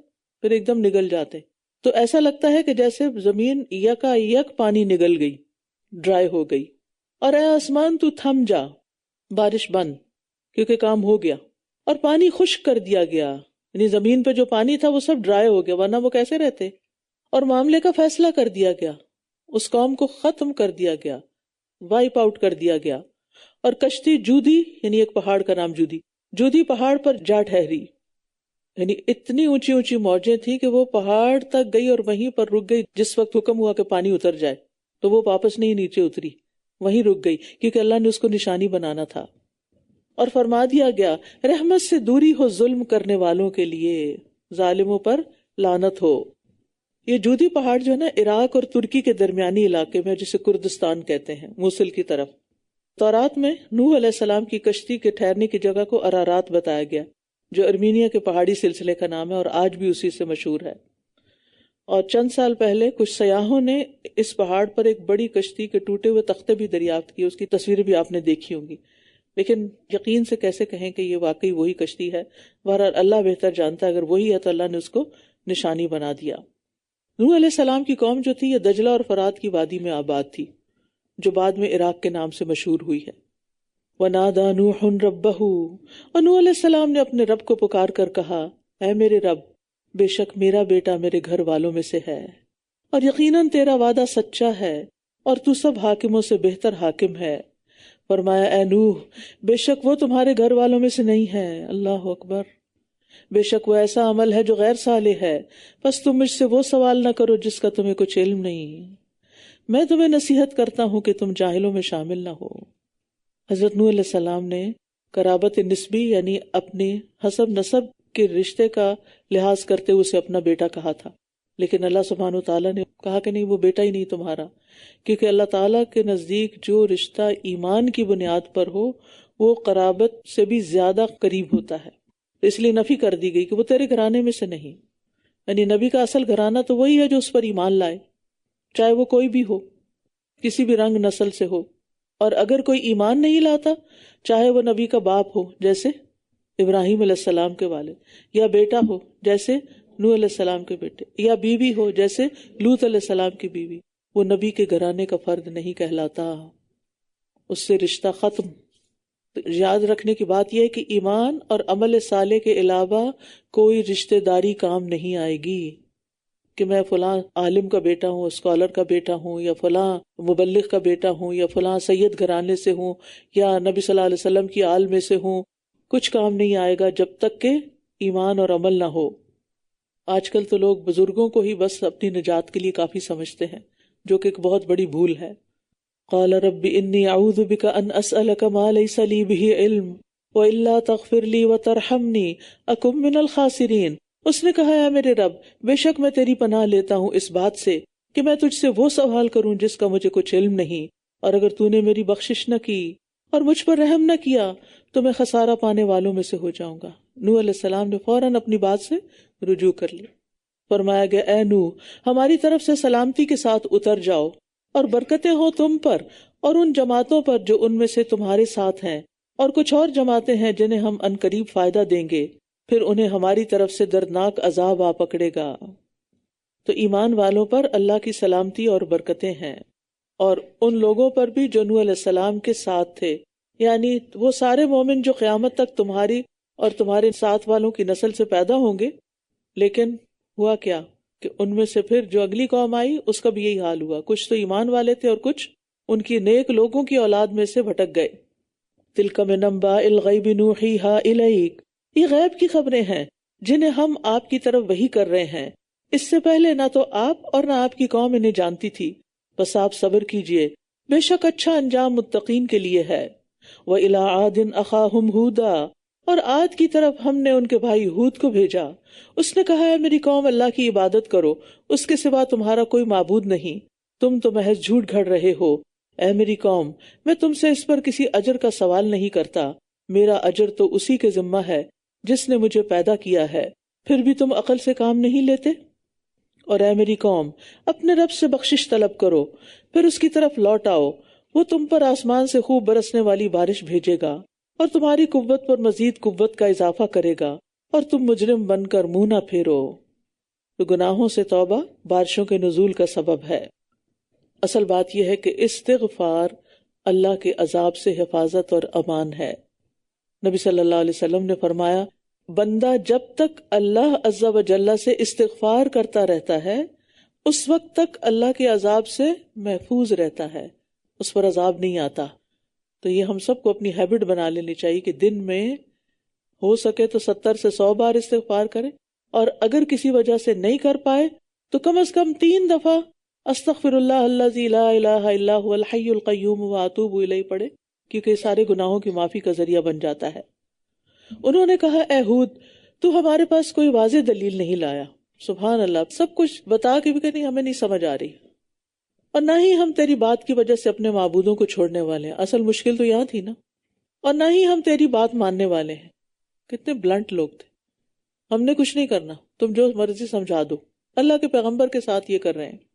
ہم اس کے سوا کچھ نہیں کہتے کہ ہمارے کچھ معبودوں نے تجھے کسی تکلیف میں مبتلا کر دیا ہے، یعنی تم ہمارے معبودوں کو نہیں مانتے، لہٰذا انہوں نے تم پر کوئی بد دعا کر دی ہے یا تمہارے ساتھ کوئی برا کیا ہے، اس لیے تم ایسی باتیں کر رہے ہو۔ اس نے کہا، بے شک میں اللہ کو گواہ بناتا ہوں اور تم بھی گواہ رہو کہ میں یقیناً ان سے بری ہوں جنہیں تم اللہ کا شریک ٹھہراتے ہو۔ یہاں 4 جملوں میں ہود علیہ السلام کی قوم نے سخت ترین لفظوں میں انہیں جھٹلا کر ان پر ایمان لانے سے صاف انکار کر دیا۔ پہلے جملے میں ان پر نبوت کی ایک بھی دلیل پیش نہ کرنے کا بہتان لگایا، دوسرے اور تیسرے جملے میں اپنے معبودوں کو چھوڑنے اور ہود علیہ السلام پر ایمان لانے سے انکار کیا، اور چوتھی بات یہ کہ انہوں نے ہود علیہ السلام کو جھٹلانے کے ساتھ مزید توہین کی اور مذاق بھی اڑایا۔ لیکن انہیں یہ یاد نہ رہا کہ اللہ کے سوا کوئی کسی کا کچھ بھی نہیں بگاڑ سکتا اور نہ ہی بنا سکتا ہے اس کے سوا، لہٰذا تم میرے خلاف چال چلو، پھر تم مجھے بالکل مہلت نہ دو، میں نے تو اللہ پر توکل کر لیا جو میرا رب ہے اور تمہارا رب بھی۔ لوگوں کی مخالفتوں کے وقت اللہ پہ بھروسہ کریں، اور کوئی جاندار ایسا نہیں جس کی پیشانی کو وہ پکڑے ہوئے نہ ہو، بے شک میرا رب سیدھے رستے پر ہے۔ ان ربی علی صراط مستقیم، اور اسی رستے پر ہی تو کامیابی ملتی ہے۔ پھر بھی اگر تم منہ پھیرتے ہو تو بے شک میں نے تمہیں وہ سب پہنچا دیا جسے دے کر میں تمہاری طرف بھیجا گیا ہوں، اور میرا رب تمہارے علاوہ کسی اور قوم کو جانشین بنا دے گا اور تم اس کا کچھ بھی نہ بگاڑ سکو گے۔ بے شک میرا رب ہر چیز پر خوب نگران ہے۔ اور جب ہمارا حکم آ گیا تو ہم نے ہود کو اور ان لوگوں کو جو اس کے ساتھ ایمان لائے تھے اپنی طرف سے خاص رحمت کے ساتھ نجات دے دی، اور ہم نے انہیں ایک سخت عذاب سے بچا لیا۔ تو اللہ کی رحمت ہی نجات کا باعث ہے، چاہے کوئی کتنا بھی نیک کیوں نہ ہو۔ ہود علیہ السلام نے اپنی پوری کوشش صرف کر دی کام کرنے کے لیے، لیکن بچایا اللہ کی رحمت نے ان کے مخالفوں سے۔ اور یہ تھے عاد، جنہوں نے اپنے رب کی آیات کا انکار کیا اور اس کے رسولوں کی نافرمانی کی، اور ہر سرکش اناد رکھنے والے شخص کے حکم کی پیروی کی، اور ان کے پیچھے اس دنیا میں بھی لعنت لگا دی گئی، اور قیامت کے دن بھی یعنی اللہ کی رحمت سے دور ہوں گے۔ خبردار، عاد نے اپنے رب کی ناشکری کی، سنو دوری ہے عاد کے لیے جو ہود کی قوم تھی۔ اور سمود کی طرف ان کے بھائی صالح کو بھیجا، اس نے کہا، ہے میری قوم، تم اللہ کی عبادت کرو جس کے سوا تمہارا کوئی معبود نہیں، وہی ہے جس نے تمہیں زمین سے پیدا کیا اور اسی میں تمہیں آباد کیا، بس اس سے مغفرت طلب کرو، پھر اس کی طرف لوٹ آؤ، بے شک میرا رب بہت قریب ہے، جواب دینے والا ہے. ان ربی قریب مجیب. قریب ہم سے اپنے علم کے ساتھ ہے، اپنی قدرت کے لحاظ سے ہے، اور مجیب دعاؤں کا قبول کرنے والا ہے. دن میں بھی دعائیں قبول ہوتی ہیں، خاص طور پر رات کے آخری حصے میں جب اللہ تعالیٰ آسمان دنیا پر آتے ہیں اور فرماتے ہیں کوئی ہے جو مجھ سے دعا کرے تو میں اس کی دعا قبول کر لوں، کوئی ہے مجھ سے مانگنے والا تو میں اسے عطا کر دوں، کوئی مجھ سے بخشش طلب کرنے والا ہے کہ میں اس کو بخش دوں. تو اس وقت کی دعاؤں کا اہتمام کیجیے. اب تو رمضان آنے والا ہے الحمدللہ، تو آپ نے سحری کے لیے تو اٹھنا ہی اٹھنا ہے نا. اگر آپ بھرپور سحری نہیں بھی کر سکتے تو آپ کم از کم پانی کا ایک گلاس ساتھ رکھ لیں، کھجور رکھ لیں، سحری کے بغیر نہ روزہ رکھیں، اور اس کے ساتھ دعا کرنا مت بھولیں. جو بھی آپ کی پسندیدہ دعائیں ہیں جو روز یہاں یاد کرتے ہیں اس کو دہرا لیں. وہ کہنے لگے اے صالح، اس سے پہلے تو تم ہمارے درمیان ایسے نوجوان تھے جس سے بہت سی امیدیں وابستہ تھیں. کیا تم ہمیں ان بتوں سے روکتے ہو جن کی عبادت ہمارے آباء و اجداد کرتے رہے، اور ہم تو اس دین کے بارے میں جس کی طرف تم ہمیں بلاتے ہو بے چین کر دینے والے شک میں مبتلا ہیں. اس نے کہا اے میری قوم، کیا تم نے غور کیا اگر میں اپنے رب کی طرف سے ایک واضح دلیل پر ہوا اور اس نے مجھے اپنی طرف سے رحمت عطا کی ہو، تو اگر میں نے اس کی نافرمانی کی تو کون اللہ کے مقابلے میں میری مدد کرے گا؟ پھر تم مجھے اور ہی زیادہ نقصان میں ڈال دو گے. اور اے میری قوم، یہ اللہ کی اونٹنی تمہارے لیے ایک نشانی ہے، بس اسے چھوڑ دو کہ یہ اللہ کی زمین میں چرتی پھرے، اور تم اسے برے ارادہ سے ہاتھ مت لگانا ورنہ تمہیں فوری عذاب پکڑ لے گا. پھر بھی انہوں نے اس کی کونچیں کاٹ ڈالیں تو اس نے کہا اب تم اپنے گھروں میں 3 دن تک فائدہ اٹھا لو، یہ ایسا وعدہ ہے جو جھوٹا ہونے والا نہیں. اب دیکھیے کہ کونچیں ایک شخص نے کاٹی تھی، ساری قوم کو کہا جا رہا ہے کہ انہوں نے یہ کام کیا. اقروہا جمع کا صیغہ استعمال کیا گیا. کیوں؟ اس عمل کو سب کی طرف کیوں منسوب کیا گیا؟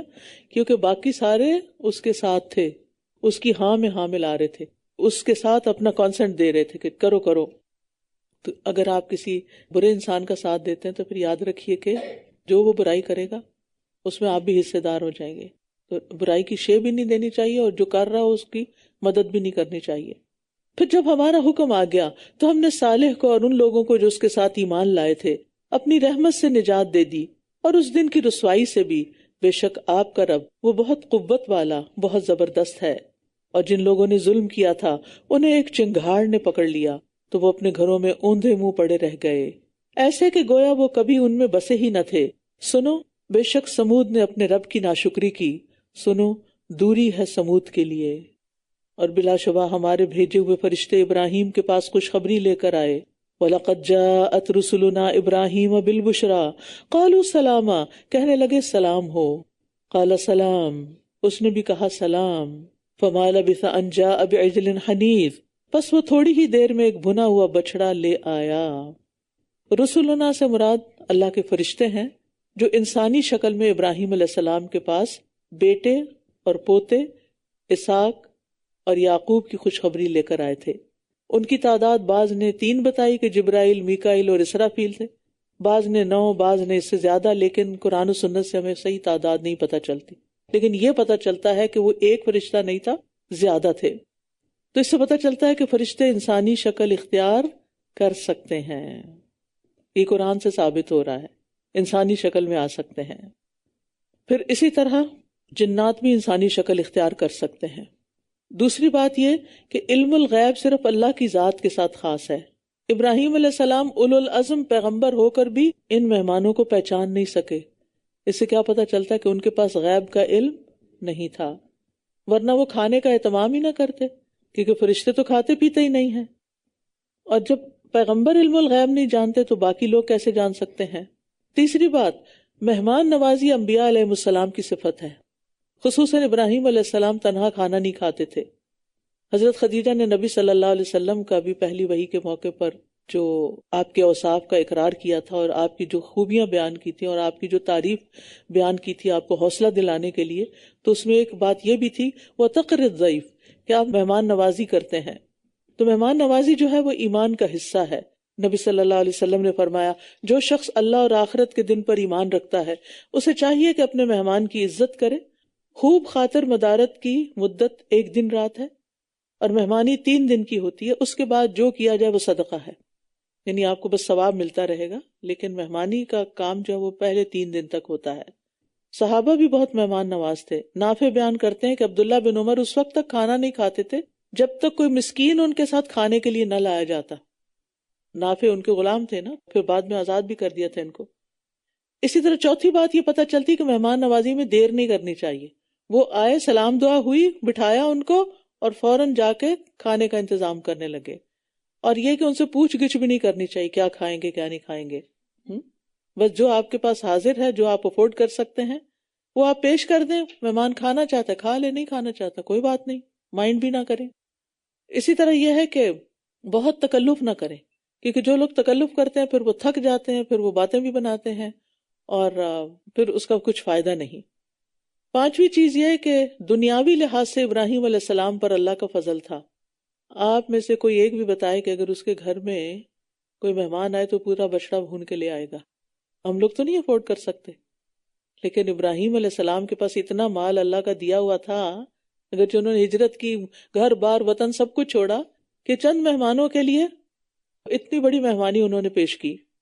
اب یہاں ایک سوال پیدا ہوتا ہے کہ کیا بچڑا ویل جو ہے یہ کھایا جا سکتا ہے؟ کچھ لوگوں نے کہا گائے کے گوشت میں بیماری ہوتی ہے، بیف نہیں کھانا چاہیے، یہ مت ہے۔ لیکن آپ دیکھیے کہ یہ باتیں کسی خاص کلچر سے آئی ہیں جو گائے کی بہت پوجا پرستش کرتے ہیں۔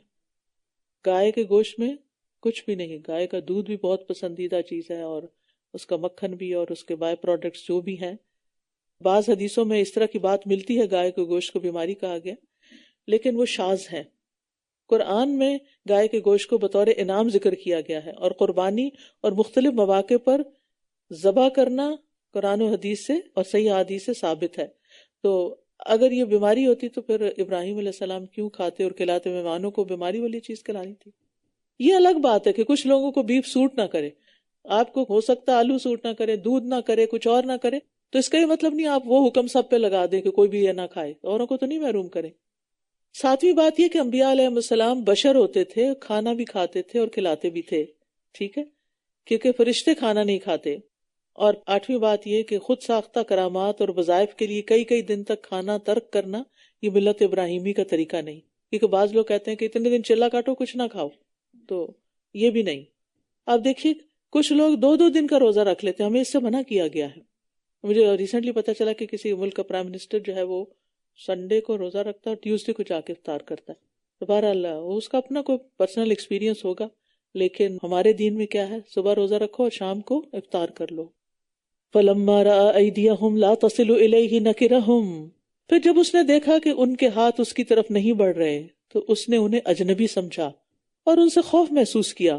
انہوں نے کہا مت ڈرو، بے شک ہم تو قوم لوط کی طرف بھیجے گئے ہیں، مت ڈرو ہم قوم لوط کی طرف بھیجے گئے ہیں۔ تو ابراہیم علیہ السلام نے کھانا بھی پیش کیا اور کھانے پر اصرار بھی کیا، لیکن دیکھا کہ وہ تو کھا ہی نہیں رہے، تو وہ ذرا خوف زدہ ہو گئی۔ کیوں خوف زدہ؟ کیونکہ اس علاقے کا کلچر یہ تھا کہ اگر کوئی گھر آئے مہمان اور کھانا نہ کھائے تو اس کا مطلب ہے وہ برے ارادے سے آیا ہے۔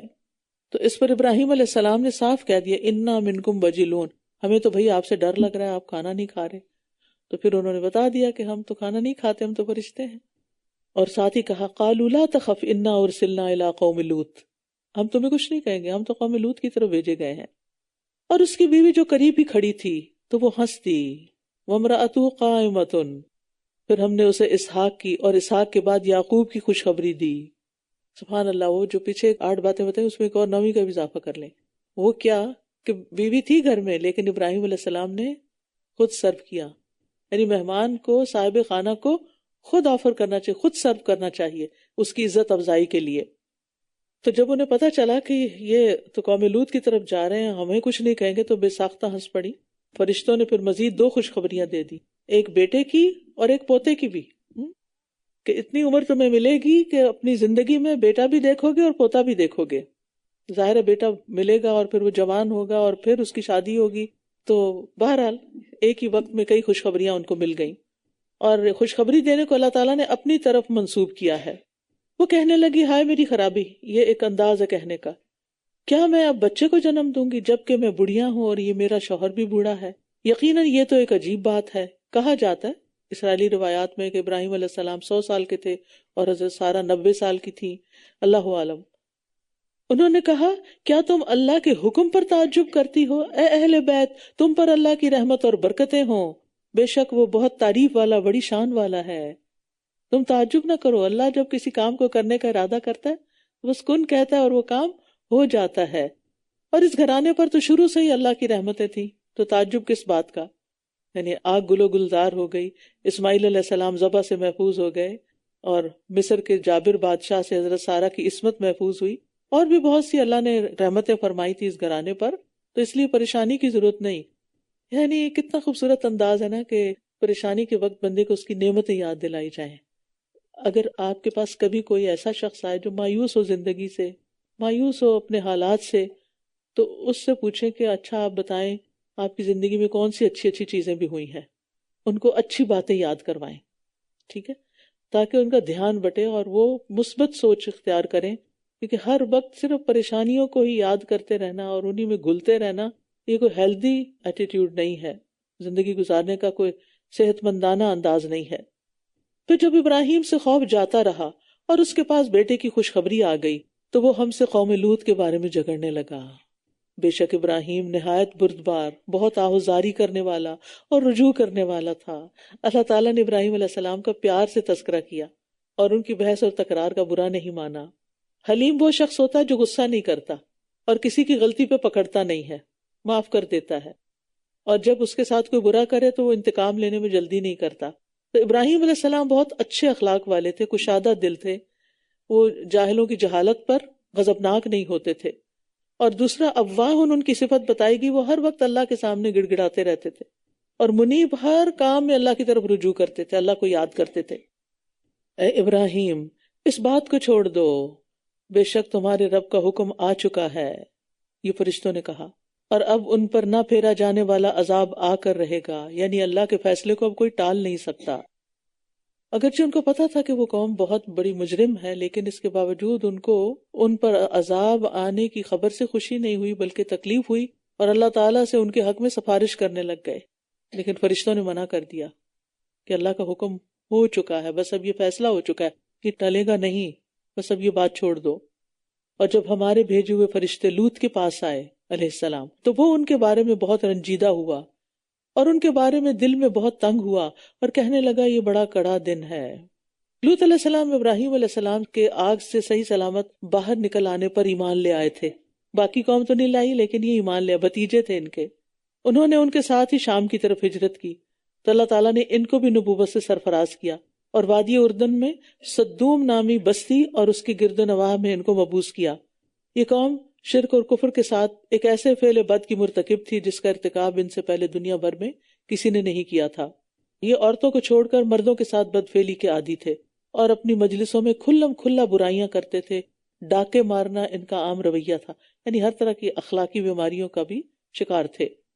اب لوط علیہ السلام کو یہ نہیں پتا تھا کہ یہ فرشتے ہیں، وہ سمجھتے تھے کہ یہ نوجوان لڑکے آئے ہیں، کوئی یہ میری قوم تو ان کو چھوڑے گی نہیں، یہ کتنا مشکل دن ہے، اور اس کی قوم کے لوگ اس کے پاس دوڑتے ہوئے آ گئے اور وہ پہلے سے ہی برے کام کیا کرتے تھے۔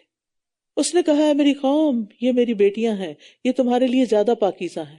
اپنی تو ان کی 2 ہی بیٹیاں تھیں، ان سب لوگوں کے لیے تو وہ کافی نہیں تھی کہ ان کے ساتھ شادی کرتے، لیکن مطلب ان کا یہ تھا کہ تم ان لڑکوں کو چھوڑو، جاؤ جو حلال طریقے سے اللہ نے اپنی خواہش پوری کرنے کا انتظام کیا ہے کہ ایک کو مرد بنایا، ایک کو عورت بنایا، تو تم ان سے جا کے شادی کرو، بس اللہ سے ڈرو اور میرے مہمانوں کے معاملے میں مجھے رسوا نہ کرو۔ ابراہیم علیہ السلام بھی مہمان نواز، لوط علیہ السلام بھی مہمانوں کی فکر کریں، اس لیے دل تنگ ہو رہا ہے کہ ان کے ساتھ کوئی زیادتی نہ ہو جائے۔ تو مہمان کو صرف کھلانا پلانا ہی نہیں ہوتا، اس کو پروٹیکٹ بھی کرنا ہوتا ہے۔ کیا تم میں کوئی ایک بھی سمجھدار آدمی نہیں؟ انہوں نے کہا تم اچھی طرح جانتے ہو کہ تمہاری بیٹیوں پر ہمارا کوئی حق نہیں، اور تم خوب جانتے ہو جو کچھ ہم چاہتے ہیں۔ رسول اللہ صلی اللہ علیہ وسلم نے فرمایا مجھے اپنی امت میں سب سے زیادہ اندیشہ جس چیز کا ہے وہ قوم لوط کا عمل ہے، کہ میرے امتی بھی یہ کام شروع کر دیں گے۔ اس نے کہا کاش میرے پاس تمہارے مقابلے کی کوئی قوت ہوتی یا میں کسی مضبوط سہارے کی طرف پناہ لے سکتا۔ لوط علیہ السلام اس قوم میں اجنبی تھے، باقی پیغمبر اپنی ہی قوم سے اٹھائے گئے، ان کا کنبہ قبیلہ ان کی حفاظت کرتا تھا، لیکن لوط علیہ السلام کو بچانے والا اس قوم میں سے کوئی بھی نہیں تھا۔ ان کی صرف 2 بیٹیاں تھیں اور عورتیں اتنے سارے مردوں کا مقابلہ کہاں سے کرتی؟ تو اس وقت انہیں خواہش ہوئی، انہوں نے اس تمنا کا اظہار کیا کاش اس قوم کے مقابلے میں میری کوئی قوت ہوتی، یا میں کسی مضبوط سہارے کی پناہ لیتا، یا میرا خاندان یہاں ہوتا تو میں تم سے نبٹ لیتا۔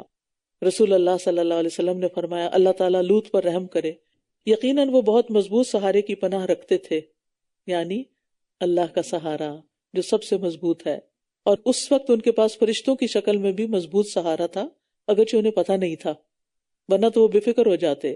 انہوں نے کہا اے لوط، بے شک ہم تمہارے رب کے بھیجے ہوئے فرشتے ہیں، یہ لوگ ہرگز تم تک نہیں پہنچ سکیں گے، لہٰذا تم رات کے ایک حصے میں اپنے گھر والوں کو نکال لے جاؤ، اور تم میں سے کوئی پیچھے پلٹ کر نہ دیکھے سوائے تمہاری بیوی کے، بے شک اسے وہی عذاب پہنچنے والا ہے جو انہیں پہنچے گا، بے شک ان کے وعدے کا وقت صبح ہے، کیا صبح بالکل قریب نہیں؟ یعنی قوم کے لوگ جو انہیں پتا چلا کہ کچھ نوجوان آئے اور وہ برے ارادے سے لوط علیہ السلام کے گھر آ گئے، تو جب انہوں نے دروازہ نہیں کھولا تو دیواریں پھلانگ کے یا دروازہ توڑ کے آئے، تو اس پر پھر فرشتے نے پر مارا جس سے سب کے سب اندھے ہو کر بھاگ گئے۔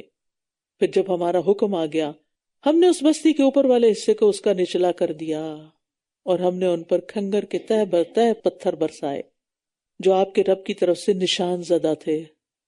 ہر پتھر اپوائنٹڈ تھا کہ کس کو جا کے لگنا ہے، اور ایک ہی پتھر لگنے کی دیر ہوتی تھی کہ سب کے سب ختم ہو گئے۔ اور وہ بستی ان ظالموں سے کچھ دور نہیں، یعنی اہل مکہ سے، یہ وہاں سے گزرتے ہیں، ان کو پتا ہے کہ اللہ کی نافرمانی کرنے والوں کا انجام کیا ہوا۔ وَإِلَىٰ مَدْيَنَ أَخَاهُمْ شُعَيْبًا، اور مدین کی طرف ان کے بھائی شعیب کو بھیجا، اس نے کہا اے میری قوم، اللہ کی عبادت کرو، اس کے سوا تمہارا کوئی معبود نہیں، اور تم ناپ اور تول میں کمی نہ کیا کرو، بے شک میں تمہیں اچھے حال میں دیکھتا ہوں، اور میں تمہارے بارے میں گھیر لینے والے دن کے عذاب سے ڈرتا ہوں۔ اور اے میری قوم، ناپ اور تول کو انصاف کے ساتھ پورا کیا کرو، اور تم لوگوں کو ان کی چیزیں کم کر کے نہ دیا کرو، اور زمین میں مفسد بن کر بگاڑ پیدا نہ کرو۔ اللہ کی دی ہوئی بچت ہی تمہارے لیے بہتر ہے اگر تم مومن ہو، اور میں تم پر کوئی نگہبان نہیں ہوں۔ تو یاد رکھیے، حق مال کی قلت ناحق مال کی کثرت سے افضل ہے، اس میں برکت بھی ہوتی ہے اور انجام کے لحاظ سے بھی اچھا ہے، لیکن ابن آدم کی فطرت کیا ہے؟ وہ مال کی قلت کو ناپسند کرتا ہے، حالانکہ مال کی قلت حساب کتاب میں کمی کا باعث ہے۔ قالوا یا شعیب اصلاتک تأمرک ان نترک ما یعبد آباؤنا، انہوں نے کہا اے شعیب، کیا تمہاری نماز تمہیں یہی حکم دیتی ہے کہ ہم ان کو چھوڑ دیں جن کی عبادت ہمارے آباء و اجداد کرتے آئے ہیں، یا یہ کہ ہم اپنے مالوں کے بارے میں جو چاہیں وہ بھی نہ کریں؟ بے شک تم ہی بہت بردبار اور سمجھدار رہ گئے ہو۔ یہاں انہوں نے نماز کا تانا دیا۔ عام طور پر یہی ہوتا ہے کہ جو شخص نمازی ہوتا ہے اگر اس سے وہ نصیحت بھی کرے تو اس کو نماز کا تانا مل جاتا ہے، یہاں وہ خیر خواہی کر رہے ہیں۔ اس نے کہا اے میری قوم، کیا دیکھا تم نے کہ اگر میں اپنے رب کی طرف سے ایک واضح دلیل پر ہوں اور اس نے مجھے اپنے پاس سے اچھا رزق بھی عطا کیا ہو تو میں کیسے اس کی نافرمانی کروں؟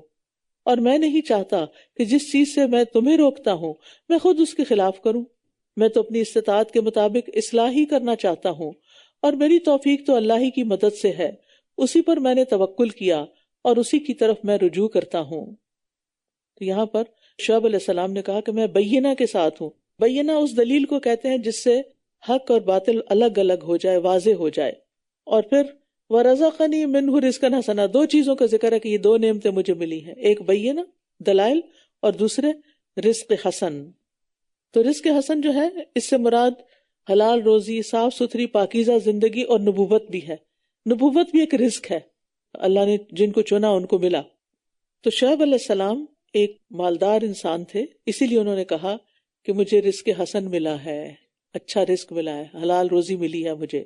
یہ بات مینشن کرنا کیوں ضروری؟ پیچھے بھی میں نے ابراہیم علیہ السلام کو بتایا کہ وہ بچڑا لے آئے، اس کا مطلب ہے بہت مالدار تھے۔ یہاں یہ بھی رزق حسنہ کی بات کر رہے ہیں، مالدار ہیں۔ بات یہ ہے کہ دین پر ہوتے ہوئے اگر آپ مالدار ہیں تو کوئی برائی نہیں ہے اس میں، بس شرط یہ ہے کہ وہ مال جائز طریقے سے کمایا ہوا ہو۔ لیکن ہمارا عام کانسیپٹ کیا ہے کہ جو دین میں ہے اس کو فقیر ہی نظر آنا چاہیے۔ اور اے میری قوم، میری مخالفت تمہیں ہرگز اس بات پر آمادہ نہ کرے کہ تم اللہ کی نافرمانی پر اتر آؤ اور تمہیں قوم نوح یا قوم ہود یا قوم صالح جیسا عذاب آ پہنچے، اور قوم لوط تو تم سے کچھ بھی دور نہیں۔ وَاسْتَغْفِرُوا رَبَّكُمْ ثُمَّ تُوبُوا إِلَيْهِ إِنَّ رَبِّي رَحِيمٌ وَدُودٌ، اور اپنے رب سے استغفار کرو پھر اس کی طرف لوٹ آؤ، بے شک میرا رب نہایت رحم کرنے والا، بہت محبت کرنے والا ہے۔ یہاں اللہ کا نام الودود آیا ہے، رحیم ودود، مہربانی بھی کرتا ہے، محبت بھی کرتا ہے۔ تو اس سے پتہ چلتا ہے کہ اللہ تعالیٰ رحمت بھی فرماتے ہیں اور بندوں سے محبت بھی کرتے ہیں۔ قالوا یا شعیب ما نفقه کثیرا مما تقول، انہوں نے کہا شعیب جو تم کہتے ہو اس میں سے بہت کچھ ہم سمجھ ہی نہیں پاتے، ہمیں نہیں سمجھ آتا تم کیا کہتے ہو، اور ہم تمہیں اپنے درمیان بہت کمزور دیکھتے ہیں، اور اگر تمہارا قبیلہ نہ ہوتا تو ہم ضرور تمہیں سنگسار کر دیتے، پتھر مار کے ہلاک کر دیتے، اور تم ہم پر زور آور تو نہیں ہو، تمہارا کیا بس چلے گا ہم پر، تم بدلہ بھی نہیں لے سکتے، مقابلہ بھی نہیں کر سکتے، دھمکیوں پہ دھمکیاں۔ یہ کب ہوتا ہے کہ انسان کو کسی کی بات سمجھ نہ آئے؟ جب اس کی بات میں اس کے لیے کوئی انٹرسٹ نہ ہو۔ آج بھی آپ دیکھیں کہ اگر کوئی شخص دین کی بات کبھی نہ سنتا ہے نہ سمجھتا ہے، اگر آپ اس کو کسی درس میں لے جائیں تو آدھی باتیں اس کو سمجھ نہیں آئے گی کہ ہو کیا رہا ہے اور یہ کیوں کہا جا رہا ہے، سمجھنا بھی نہیں چاہتے۔ مینٹل بلاک کہ یہ ہمیں لینا ہی نہیں، پہلے سے ڈیسائیڈڈ ہے نہیں سمجھنا، تو کیسے سمجھائے گا کوئی۔ اور پھر یہ کہ ایک اور وجہ بھی تھی کہ شعیب علیہ السلام کی تحقیر کے لیے ان کے کلام کو بے وقت قرار دیا۔ اچھا آج بھی یہی ہوتا ہے کہ جب لوگوں کو دین سے روکنا ہوتا ہے تو کیا سمجھ آتی تمہیں، ہمیں تو کچھ سمجھ نہیں آتی کہ کیا کہتا ہے فلاں، یعنی اس کی بات میں کوئی وزن نہیں ہے کہ اس کے اوپر سر کھپایا جائے، چھوڑو جو بھی کہتا رہے، ہمارے لیے کوئی اہمیت نہیں رکھتا، یہ مقصد تھا ان کا۔ اور دوسرا یہ کہ اللہ کی نافرمانی کی وجہ سے ان کے عقل مسخ ہو چکی تھی، کہ شعیب علیہ السلام کی سیدھی سیدھی باتیں بھی ان کو سمجھ نہیں آتی تھی۔ وہ تو فصیح اللسان تھے، شعیب علیہ السلام کی ایک خاص خوبی بتائی جاتی ہے کہ وہ بہت بلیغ گفتگو کرتے تھے، بہت زبردست کمیونیکیٹر تھے۔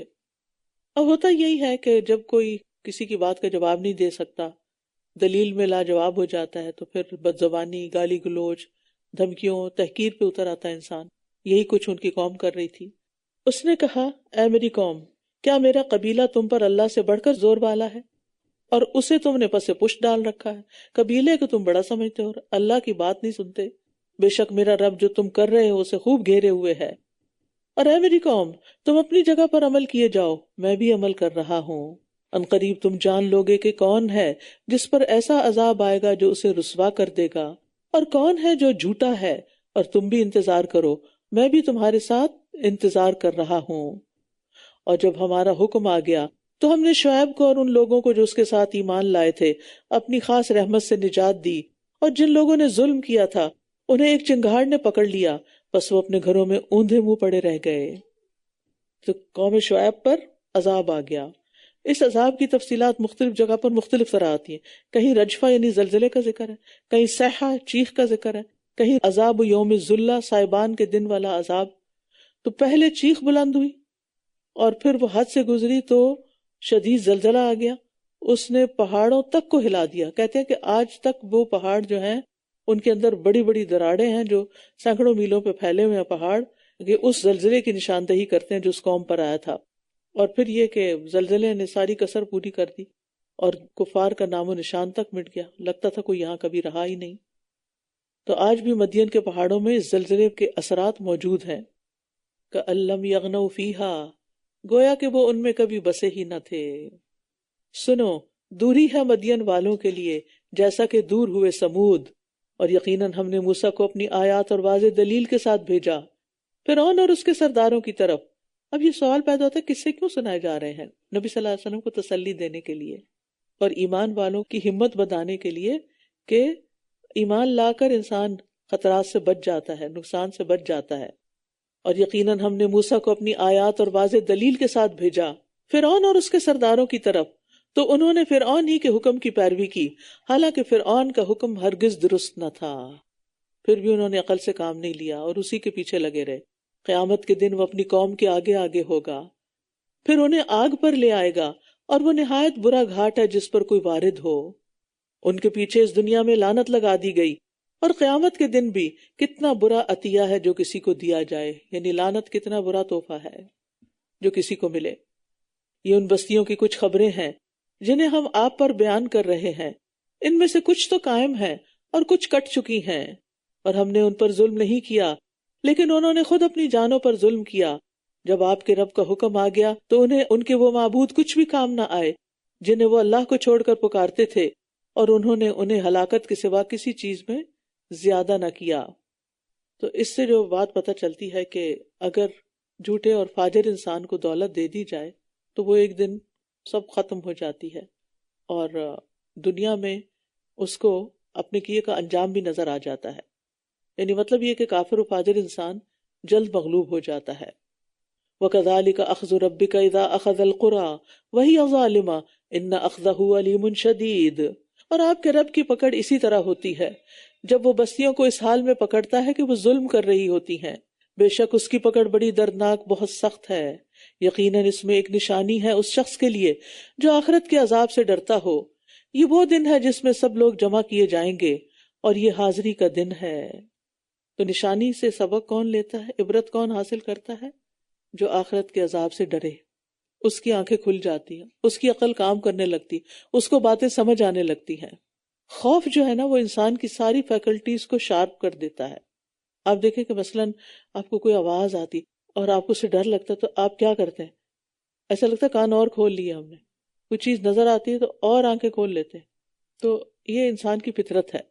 وَمَا نُؤَخِّرُهُ إِلَّا لِأَجَلٍ مَّعْدُودٍ، اور ہم اسے ایک مقررہ مدت کے لیے مؤخر کر رہے ہیں، جس دن وہ وقت آ جائے گا کوئی شخص اس کے اذن کے بغیر کلام نہ کر سکے گا۔ تو ان میں سے کوئی بدبخت ہوگا اور کوئی نیک بخت۔ تو رہے وہ لوگ جو بدبخت ہوئے تو وہ آگ میں ہوں گے، ان کے لیے اس میں بس چیخ و پکار اور دھاڑنا ہی ہوگا۔ یعنی جہنم میں چنگھاڑنے اور چیخنے چلانے کی آوازیں ہوں گی۔ کہا جاتا ہے کہ جہنمیوں کی آوازیں گدھے کی آوازوں کے مشابہ ہوں گی، انتہائی شدت کی آوازیں ہوں گی، اور لوگ اتنا روئیں گے کہ اگر ان کے آنسوؤں میں کشتی چلا دی جائے تو چل پڑے، اور وہ پانی کی جگہ خون کے آنسو روئیں گے۔ اللہ تعالیٰ ہم سب کو جہنم سے بچا، جہنم کی بھاپ سے بھی بچا لے، اور ہر وہ کام چھوڑنے کی توفیق دے دے کہ جو اس طرف لے جانے والا ہے۔ وہ اس میں ہمیشہ رہنے والے ہیں جب تک آسمان اور زمین قائم ہے، مگر جو آپ کا رب چاہے۔ بے شک آپ کا رب جو چاہتا ہے کر گزرتا ہے۔ تو اس بات سے بعض لوگوں نے سمجھا کہ شاید جہنم کا عذاب دائمی نہیں ہے، یعنی کافروں کے لیے جہنم میں سے ایک دن نکلنا ہوگا۔ تو ایسا نہیں ہے، بات یہ ہے کہ جب تک دنیا قائم ہے تو یہ آسمان ہے، اور جب دنیا ختم ہو جائے گی تو یہ آسمان اور زمین بدل دیے جائیں گے، کسی اور آسمان اور زمین سے ختم نہیں ہوں گے۔ اور رہے وہ لوگ جو نیک بخت ہوئے تو وہ جنت میں ہوں گے جس میں وہ ہمیشہ رہنے والے ہیں جب تک آسمان اور زمین قائم ہیں، مگر جو آپ کا رب چاہے۔ یہ ختم نہ ہونے والی بخشش ہے، یعنی جنت میں ہمیشہ کی زندگی ہے، کبھی ختم نہیں ہوگی۔ بس آپ اس بارے میں کسی شک میں نہ ہوں جس کی یہ لوگ عبادت کرتے ہیں، یہ ویسے ہی عبادت کرتے ہیں جیسے ان سے قبل ان کے آباء و اجداد کیا کرتے تھے، اور بے شک ہم انہیں ان کی سزا کا حصہ بغیر کمی کیے پورا پورا دینے والے ہیں۔ اور بے شک ہم نے موسیٰ کو کتاب دی تو اس میں اختلاف کیا گیا، اور اگر آپ کے رب کی طرف سے ایک بات طے نہ ہو چکی ہوتی تو ان کے درمیان ضرور فیصلہ کر دیا جاتا، اور بے شک یہ لوگ اس کے بارے میں ایک بے چین کرنے والے شک میں ہیں۔ اور یقیناً آپ کا رب ہر ایک کو ان کے اعمال کا پورا پورا بدلہ دے گا، بے شک جو کچھ وہ کرتے ہیں وہ اس سے خوب باخبر ہے۔ بس آپ استقامت اختیار کیجئے جیسا کہ آپ کو حکم دیا گیا ہے، اور وہ لوگ بھی جو آپ کے ساتھ توبہ کر چکے ہیں۔ اور اے لوگو تم سرکشی نہ کرو، بے شک جو کچھ تم کرتے ہو وہ اسے خوب دیکھنے والا ہے۔ استقامت کا لفظ قائم رہنے سے ہے، سین اور تے کا اضافہ اس لیے کیا گیا ہے کہ جیسے حکم دیا گیا اسی طرح قائم رہا جائے، جیسے طلب کیا گیا ہے۔ استقامت دائیں بائیں جانے کی بجائے سیدھے ایک ہی رستے پہ چلنا، صراط مستقیم پر چلنا، یہ عمل ہے، یعنی باطل کے دونوں کناروں افراط اور تفرید سے بچ کر درمیان میں سیدھے رستے پر چلیں۔ ابن قیم کہتے ہیں کہ ہدایت کا سب سے آخری مرتبہ ہے کہ اللہ تعالیٰ انسان کو قیامت کے دن جنت کے راستے پر چلائے۔ بس جس کو اس نے اس دنیا کے گھر میں صراط مستقیم کی ہدایت کر دی، اس کو وہ آخرت میں بھی سیدھے راستے پر چلنے کی توفیق دے گا، تاکہ وہ اللہ کی جنت اور اس کے ثواب کے گھر تک پہنچ جائے۔ اور اس راستے پر اس کے قدم اسی قدر مضبوط ہوں گے جتنا وہ اس راستے پر چلتا ہے جو اللہ نے زمین میں اپنے بندوں کے لیے راستہ مقرر کیا ہے۔ پل صراط پر بڑی استقامت کی ضرورت ہے، لیکن وہاں کون استقامت اختیار کرے گا؟ جو دنیا میں دین پر جم کے رہتا ہے۔ اور تم ان لوگوں کی طرف مت جھکنا جنہوں نے ظلم کیا، ورنہ تمہیں آگ چھو لے گی، اور تمہارے لیے اللہ کے سوا کوئی دوست نہ ہوں گے، پھر نہ ہی تمہاری مدد کی جائے گی۔ اور دن کے دونوں کناروں پر نماز قائم کیجیے، اور رات کے کچھ حصے میں بھی بے شک نیکیاں برائیوں کو لے جاتی ہیں. ان الحسنات یذہبن السیئات، یہ یاد رکھنے والوں کے لیے ایک یاد دہانی ہے. نیکیاں برائیوں کو لے جاتی ہیں، یعنی ایک مطلب تو یہی ہے کہ انسان برائی کرنے کے بعد جب کوئی نیکی کرتا ہے تو برائی مٹ جاتی ہے. دوسرا یہ ہے کہ جب انسان نیکی کرتا ہے تو برائیاں چھٹ جاتی ہیں نا. مثلا اگر آپ کے ہاتھ میں کوئی چیز پکڑی ہوئی ہے اور آپ نے ایک اور اٹھانی تو کیا کریں گے؟ پہلے ہاتھ خالی کریں گے. تو آپ برائیوں میں ملوث ہیں، آپ ان کو چھوڑنا چاہتے ہیں تو کیا کریں گے؟ نیکیاں شروع کر دیں گے تو برائیاں گرنا شروع ہو جائیں گی. نبی صلی اللہ علیہ وسلم نے فرمایا، اس شخص کی مثال جو برائیاں کرنے کے بعد نیکیاں کرتا ہے اس آدمی کی طرح ہے جس پر ایسی تنگ زرہ ہو کہ اس کا گلا اس نے گھونٹ رکھا. ایسا آدمی جب نیکی کرتا تو ایک کڑا ٹوٹ جاتا ہے، پھر دوسری کرتا ہے دوسرا کڑا ٹوٹ جاتا ہے، یہاں تک کہ وہ زرہ ٹوٹ ٹوٹ کے زمین پہ گر جاتی ہے، ختم ہو جاتی. ساری برائیاں ٹوٹ ٹوٹ کے چلی جاتی، نکل جاتی ہیں. وَاصْبِرْ فَإِنَّ اللَّهَ لَا يُضِيعُ أَجْرَ الْمُحْسِنِينَ، اور صبر کیجئے کہ بے شک اللہ نیکی کرنے والوں کا اجر ضائع نہیں کرتا. یعنی استقامت اختیار کرنے کے لیے، سیدھے راستے پر جمے رہنے کے لیے نماز اور صبر سے مدد حاصل کی جائے. صبر کیا ہے؟ نفس کو اس چیز پر روک کر اور باندھ کر رکھنا جس کا تقاضا عقل اور شرع کرتی ہے. ایک یا دو، دونوں میں سے کوئی ایک بھی، اور دونوں چیزیں. کہ اگر شریعت کہتی ہے کہ نہیں یہ نہیں کرنا تو انسان اپنے آپ کو روک لیتا ہے. یعنی اگر انسان کے دل میں کسی برائی کا خیال آتا ہے تو وہ اس سے کیسے رکتا ہے؟ جیسے روزے کی حالت میں ہم پانی پینے سے رک جاتے ہیں، کنٹرول کر لیتے ہیں نا. پیاس بھی لگی ہو تو ہم کہتے ہیں نہیں نہیں پینا. تو ایسے مومن کا حال یہ ہے کہ وہ ساری زندگی روزے سے ہوتا ہے، جن چیزوں سے اللہ نے منع کیا ہے ان کے قریب نہیں جاتا، ان کو چھوڑ دیتا کہ نہیں نہیں کرنا. پھر ان امتوں میں سے جو تم سے پہلے تھی کچھ ایسے اہل خیر کیوں نہ ہوئے جو زمین میں فساد کرنے سے روکتے، سوائے ان میں سے چند لوگوں کے جنہیں ہم نے نجات دی تھی. اور جن لوگوں نے ظلم کیا وہ ان چیزوں کے پیچھے لگے رہے جن میں وہ عیش و آرام دیے گئے تھے، اور وہ تھے ہی مجرم لوگ. بقیہ نفیس اور منتخب چیز کو کہا جاتا ہے جسے انسان اپنے فائدے کے لیے بچا بچا کے رکھتا ہے. تو اس سے پتہ یہ چلتا ہے کہ اہل خیر اگر کسی بستی میں موجود ہیں اور اس میں اہل شر کو فساد کرنے سے روکتے ہیں تو تھوڑے بھی بہت ہو جاتے ہیں. تو یہاں مسلمانوں کو بھی تنبیہ ہے کہ جب تک ان میں ایسے خیر والے لوگ موجود رہیں گے جو نیکی کا حکم دیں گے اور برائی سے منع کریں گے تو تھوڑے بھی بہت ہو جائیں گے، اور اس وقت تک عذاب نہیں آئے گا جب تک یہ کام ہوتا رہے گا. وَمَا كَانَ رَبُّكَ لِيُهْلِكَ الْقُرَىٰ بِظُلْمٍ وَأَهْلُهَا مُصْلِحُونَ، اور آپ کا رب ایسا نہیں کہ بستیوں کو ظلم سے ہلاک کر دے جبکہ اس کے باشندے اصلاح کرنے والے ہوں. یعنی اگر بستیاں نیکی پر قائم ہیں تو اللہ تعالیٰ ان کو ظلم کے ساتھ ہلاک نہیں کرے گا. اور اگر آپ کا رب چاہتا تو سب لوگوں کو ایک ہی امت بنا دیتا، سب ہدایت پہ ہوتے، لیکن وہ ہمیشہ اختلاف کرنے والے ہی رہیں گے مگر جس پر آپ کا رب رحم فرما دے. اور اسی لیے اس نے انہیں پیدا کیا، اور آپ کے رب کی بات پوری ہو گئی کہ میں جنوں اور انسانوں سب سے جہنم کو بھر دوں گا. اور ہم رسولوں کی خبروں میں سے وہ سب کچھ آپ پر بیان کر رہے ہیں جس کے ساتھ ہم آپ کے دل کو مضبوط رکھتے ہیں، اور ان واقعات میں حق آپ کے پاس آ چکا ہے، اور ایمان لانے والوں کے لیے نصیحت اور یاد دہانی بھی ہے. اور ان لوگوں سے جو ایمان نہیں لاتے کہہ دیجئے کہ تم اپنی جگہ پر عمل کرتے رہو، ہم بھی عمل کر رہے ہیں، اور تم بھی انتظار کرو، ہم بھی انتظار کر رہے ہیں. وَلِلَّهِ غَيْبُ السَّمَاوَاتِ وَالْأَرْضِ، اور آسمانوں اور زمین کا غیب اللہ ہی کے پاس ہے، اور اسی کی طرف سارے معاملات لوٹائے جاتے ہیں.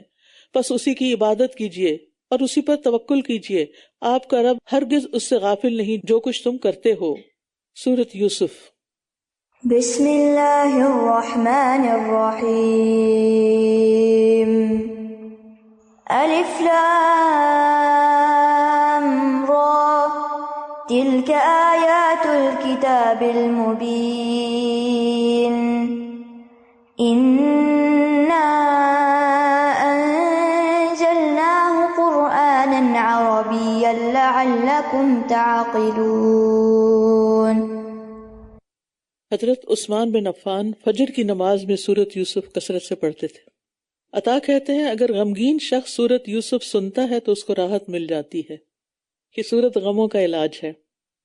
جب اپنے سے زیادہ کسی کو غمگین دیکھتے ہیں نا تو اپنے غم بھول جاتے ہیں یا پھر اپنے بھی یاد آنے لگتے ہیں. بسم اللہ الرحمن الرحیم. الف لام را تلک آیات الکتاب المبین. الف لام را، یہ روشن کتاب کی آیات ہیں. بے شک ہم نے اس کو عربی قرآن بنا کر نازل کیا ہے تاکہ تم سمجھ سکو. عربی میں کیوں نازل کیا؟ ہماری زبان تو عربی نہیں، ہم کیسے سمجھے؟ اس لیے کہ لغت عرب تمام زبانوں سے زیادہ فصیح، سب سے زیادہ واضح اور وسیع ہے، اور انسانی نفس میں آنے والے خیالات، احساسات، جذبات اور دیگر مضامین اور معانی کو سب سے زیادہ اور بہتر انداز میں ادا کرنے والی ہے. کسی اور زبان کے اندر اتنی کیپیسٹی نہیں کہ انسان کی نفسیات کو پوری طرح واضح کر سکے. قرآن پڑھنے سے عقل کو بھی تقویت ملتی ہے، یعنی قرآن اس لیے نازل کیا تاکہ تم عقل مند ہو جاؤ. لعلکم تعقلون، عقل میں اضافہ ہوتا ہے. یعنی اگر آپ اپنی عقل کو بڑھانا چاہیں، گرو کرنا چاہیں، تو کثرت سے قرآن پڑھیں، قرآن کی مجلسوں کو اپنائیں، کثرت سے حکمت کی باتیں سنیں، تو آپ کی عقل عظیم ہو جائے گی، بڑھ جائے گی. نحن نقص عليك احسن القصص بما اوحينا اليك هذا القرآن وان كنت من قبله لمن الغافلين. ہم آپ پر بہترین قصہ بیان کرتے ہیں اس لیے کہ ہم نے آپ کی طرف یہ قرآن وحی کیا ہے، اور بے شک اس سے پہلے آپ یقیناً بے خبروں میں سے تھے. یاد رکھیے، انبیاء علیہ السلام پر جو وحی آتی ہے اس کے ذریعے انہیں غیب کی خبریں پتہ چلتی ہیں، ماضی کے حالات صحیح طور پر پتہ چلتے ہیں، یہ ان کا ذاتی علم نہیں ہوتا. جب یوسف نے اپنے والد سے کہا، اے میرے ابا جان، بے شک میں نے خواب میں 11 ستاروں اور سورج اور چاند کو دیکھا ہے، میں نے انہیں دیکھا کہ وہ مجھے سجدہ کر رہے ہیں. یوسف علیہ السلام کس کے بیٹے تھے؟ یعقوب علیہ السلام کے. یعقوب علیہ السلام بیٹے تھے اسحاق علیہ السلام، اور اسحاق علیہ السلام بیٹے تھے ابراہیم علیہ السلام کے. تو یہ معزز بن معزز بن معزز بن معزز ہیں، یعنی کہ 4 جنریشن کو اللہ نے عزت بخشی، اور اس کے بعد بھی بہت سے پیغمبر آئے ان کی اولادوں میں. اس نے کہا، اے میرے پیارے بیٹے. باپ اور بیٹے کا کتنا خوبصورت تعلق ہے، یا ابتی اور یا بنیا. جب بلا رہے ہیں پیار سے بلا رہے ہیں ایک دوسرے کو، اور ہونا بھی ایسے ہی چاہیے، ہے ڈیڈ نہیں. اس نے کہا، اے میرے پیارے بیٹے، تم اپنا یہ خواب اپنے بھائیوں سے بیان نہ کرنا، ورنہ وہ تمہارے خلاف کوئی چال چلیں گے. بے شک شیطان انسان کا کھلا دشمن ہے. خواب 3 طرح کے ہوتے ہیں. اچھا خواب اللہ کی طرف سے خوشخبری ہوتی ہے، جیسے کہ یہ خواب تھا. ایک خواب شیطان کی طرف سے غمگین کرنے والا ہوتا ہے. ایک خواب بندے کے اپنے ہی اوہام اور خیالات ہوتے ہیں، سیلف ٹاک ہوتی ہے، دن کو بھی کرتے ہیں، رات کو سو کے بھی. اچھا خواب آنے پر اللہ کا شکر ادا کرنا چاہیے اور خوش ہونا چاہیے. صرف مخلص لوگوں کو بیان کرنا چاہیے، ہر ایک کے سامنے نہیں. برا خواب آنے پر کسی کو بھی نہیں بتانا چاہیے، کیونکہ وہ ورنہ نافذ ہو جاتا ہے، اور اس کے شر سے پناہ مانگنی چاہیے. نبی صلی اللہ علیہ وسلم نے فرمایا، تم میں سے جب کوئی ناپسندیدہ خواب دیکھے تو اس کے شر اور شیطان کے شر سے اللہ کی پناہ مانگے. 3 بار تھو تھو کرے لیفٹ سائڈ پہ، اور وہ کسی سے بیان نہ کرے. ایسا کرنے سے وہ اسے کوئی نقصان نہیں دے سکے گا. یہ نبی صلی اللہ علیہ وسلم کی تعلیم ہے، اس پر عمل کریں. ہر جگہ خوابوں کی کہانیاں نہیں بیان کریں. زیادہ زیادہ یہ کہ اللہ سے دعا کر کے اور تعوذ پڑھ کے اور پھر اس کے بعد صدقہ وغیرہ کر دیں. صدقہ بلاؤں کو ٹالتا ہے. اور اسی طرح تمہارا رب تمہیں منتخب کرے گا اور تمہیں باتوں کی اصل حقیقت سکھائے گا. یہ خواب کی تعبیر بیان ہو رہی ہے. اور اسی طرح تم پر اور آل یعقوب پر اپنی نعمت پوری کرے گا، جیسے اس نے اس سے پہلے تمہارے باپ دادا ابراہیم اور اسحاق پر پوری کی. بے شک تمہارا رب بہت علم والا، خوب حکمت والا ہے. اللہ جسے چاہتا ہے دین کی سمجھ دیتا ہے. من یرد اللہ بھی خیرا یفقہہ فی الدین. کتنا بڑا انعام ہے، جتنا بھی شکر کریں کم ہے. در حقیقت یوسف اور اس کے بھائیوں کے قصے میں سوال کرنے والوں کے لیے بہت سی نشانیاں تھیں. جب انہوں نے کہا، یوسف اور اس کا بھائی ہمارے والد کو ہم سے زیادہ پیارے ہیں، حالانکہ ہم تو ایک جتھا ہیں. کیونکہ یوسف علیہ السلام دوسری ماں سے تھے، یوسف اور بنیامین، اور باقی 10 بھائی جو تھے وہ دوسری ماں سے تھے. تو یہ اکٹھے ہو جاتے تھے اور وہ ان 2 بھائیوں کو الگ کر دیتے. بے شک ہمارے والد واضح بھول میں ہیں، وہ نہیں دیکھ رہے کہ ہم زیادہ ہیں اور ہمیں اگنور کر کے ان کو دیکھ رہے ہیں. یوسف کو قتل کر دو، کام ختم ہو، یا اسے کسی اور سرزمین میں پھینک آؤ. تمہارے والد کا چہرہ تمہارے لیے خالی ہو جائے گا، اور اس کے بعد تم نیک لوگ بن جانا. یہ شیطان کا بندے کو گمراہ کرنے کے لیے، گناہ میں مبتلا کرنے کے لیے بہت بڑا ہتھیار ہے. ابھی جو کرنا ہے کر لو، اس کے بعد توبہ کر لینا. ہمیں کیا حکم دیا گیا؟ وَلَا تَمُوتُنَّ إِلَّا وَأَنْتُمْ مُسْلِمُونَ. ہر وقت پر مبردار نے. تو بھائیوں کے حسد نے ہی بھائی کو قتل کرنے پر آمادہ کیا. تو حسد کی مذمت ہے. لوگوں کی خیر اسی میں ہے کہ وہ ایک دوسرے سے حسد نہ کریں. ان میں سے ایک کہنے والے نے کہا یوسف کو قتل نہ کرو بلکہ اسے کسی اندھے کنویں میں ڈال دو، کوئی قافلہ اسے اٹھا لے گا اگر تم کچھ کرنے والے ہو۔ انہوں نے کہا اے ہمارے ابا جان، کیا ہے آپ کو کہ آپ یوسف کے معاملے میں ہم پر بھروسہ نہیں کرتے جبکہ ہم تو اس کے بہت خیر خواہ ہیں؟ کل آپ اسے ہمارے ساتھ بھیج دیجئے تاکہ خوب کھائے پیے اور کھیلے کودے، اور بے شک ہم اس کی خوب حفاظت کرنے والے ہیں۔ اس نے کہا مجھے یہ بات غمگین کرتی ہے کہ تم اسے لے جاؤ، اور میں ڈرتا ہوں کہ کہیں اسے بھیڑیا نہ کھا جائے جبکہ تم اس سے غافل ہو۔ انہوں نے کہا اگر اسے بھیڑیا کھا جائے حالانکہ ہم ایک مضبوط جتھا ہیں، کتنا مان ہے اپنے جتھے، تب تو ہم یقیناً خسارہ پانے والے ہوں گے۔ پھر جب وہ اسے ساتھ لے گئے اور انہوں نے طے کر لیا کہ وہ اسے اندھے کنویں کی تہہ میں ڈال دیں گے، اور ہم نے اس کی طرف وحی کی کہ تم ضرور ایک دن انہیں ان کے اس کام کے بارے میں آگاہ کرو گے جبکہ وہ اس کا شعور نہ رکھتے ہوں گے۔ اللہ سبحانہ وتعالیٰ تکلیف اور غم میں اپنے مومن بندوں کی ڈھارس بندھاتا ہے۔ بھائیوں نے جب کنویں میں پھینکا تو اللہ تعالیٰ نے یوسف علیہ السلام کے دل میں ڈال دیا کہ ایک دن تم غالب آؤ گے اور انہیں بتاؤ گے یہ بات کہ تم نے میرے ساتھ کیا کیا، یعنی یہ آزمائش وقتی ہے۔ اور ہم میں سے ہر ایک کو یہ سوچنا چاہیے کوئی بھی تکلیف جو آتی ہے چھوٹی یا بڑی وہ ہمیشہ کے لیے نہیں آ جاتی، وہ وقتی ہوتی ہے۔ اور عشاء کے وقت وہ سب روتے ہوئے اپنے والد کے پاس آ گئے۔ ہر رونے والا سچا بھی نہیں ہوتا۔ حضرت حسین رضی اللہ تعالیٰ عنہ کو شہید کرنے والے ہی ان پر رو رہے تھے۔ ان کی بہن نے کوفے والوں کو روتے پیٹتے ہوئے دیکھ کر پوچھا کیوں رو رہے؟ بتایا گیا کہ یہ حضرت حسین رضی اللہ عنہ کی شہادت پہ رو رہے ہیں۔ تو کہنے لگی یہ لوگ ہم پر رو رہے ہیں تو ہمیں قتل کرنے والے کون ہیں؟ تم ہی نے قتل کیا اور تم ہی رو رہے ہو۔ کہنے لگے اے ہمارے ابا جان، ہم تو دوڑ کا مقابلہ کرتے ہوئے دور چلے گئے اور ہم یوسف کو اپنے سامان کے پاس چھوڑ گئے تو اسے بھیڑیا کھا گیا، اور آپ تو ہم پر یقین کرنے والے نہیں، خواہ ہم سچے ہی کیوں نہ ہوں۔ یہ بھی ایک انداز ہوتا ہے دوسرے کو منوانے کا اپنی بات۔ اور وہ اس کی قمیص پر جھوٹ موٹ کا خون لگا لائے۔ اس نے کہا بلکہ تمہارے نفسوں نے تمہارے لیے ایک برے کام کو اچھا کر دکھایا ہے، تو اب صبر ہی اچھا ہے، فصبر جمیل، اور جو تم بیان کر رہے ہو اس پر اللہ ہی سے مدد طلب کی جا سکتی ہے، یعنی اللہ کے سوا کسی اور سے شکوہ نہیں، شکایت نہیں۔ اس کو صبر جمیل کہا جاتا ہے کہ اپنی تکلیف کسی کو بیان نہ کی جائے، اپنی مصیبت کا ذکر نہ کیا جائے، اور نہ ہی اپنے آپ کو پاک قرار دیا جائے۔ اور صبر ہوتا ہے صدمے کی پہلی چوٹ پر۔ اور یہاں یعقوب علیہ السلام کا اسوہ حسنہ دیکھیے، پہلی چوٹ پر خبر ملتے ہی انہوں نے کہا فصبر جمیل، اور ایک قافلہ وہاں آ نکلا تو انہوں نے اپنا پانی لانے والا بھیجا، تو جو ہی اس نے اپنا ڈول ڈالا بولا واہ خوشخبری ہو، یہ تو ایک لڑکا ہے، اور انہوں نے اسے سامان تجارت سمجھ کر چھپا لیا، اور اللہ اسے خوب جانتا تھا جو کچھ وہ کر رہے تھے، اور انہوں نے اسے بہت کم قیمت پر چند گنے چنے درہموں کے عوض بیچ ڈالا، اور وہ اس کے بارے میں بہت بے رغبت تھے، ان کو کوئی دلچسپی نہیں تھی، پتہ ہی نہیں تھا کیسا ہیرا ہے ان کے ہاتھ میں۔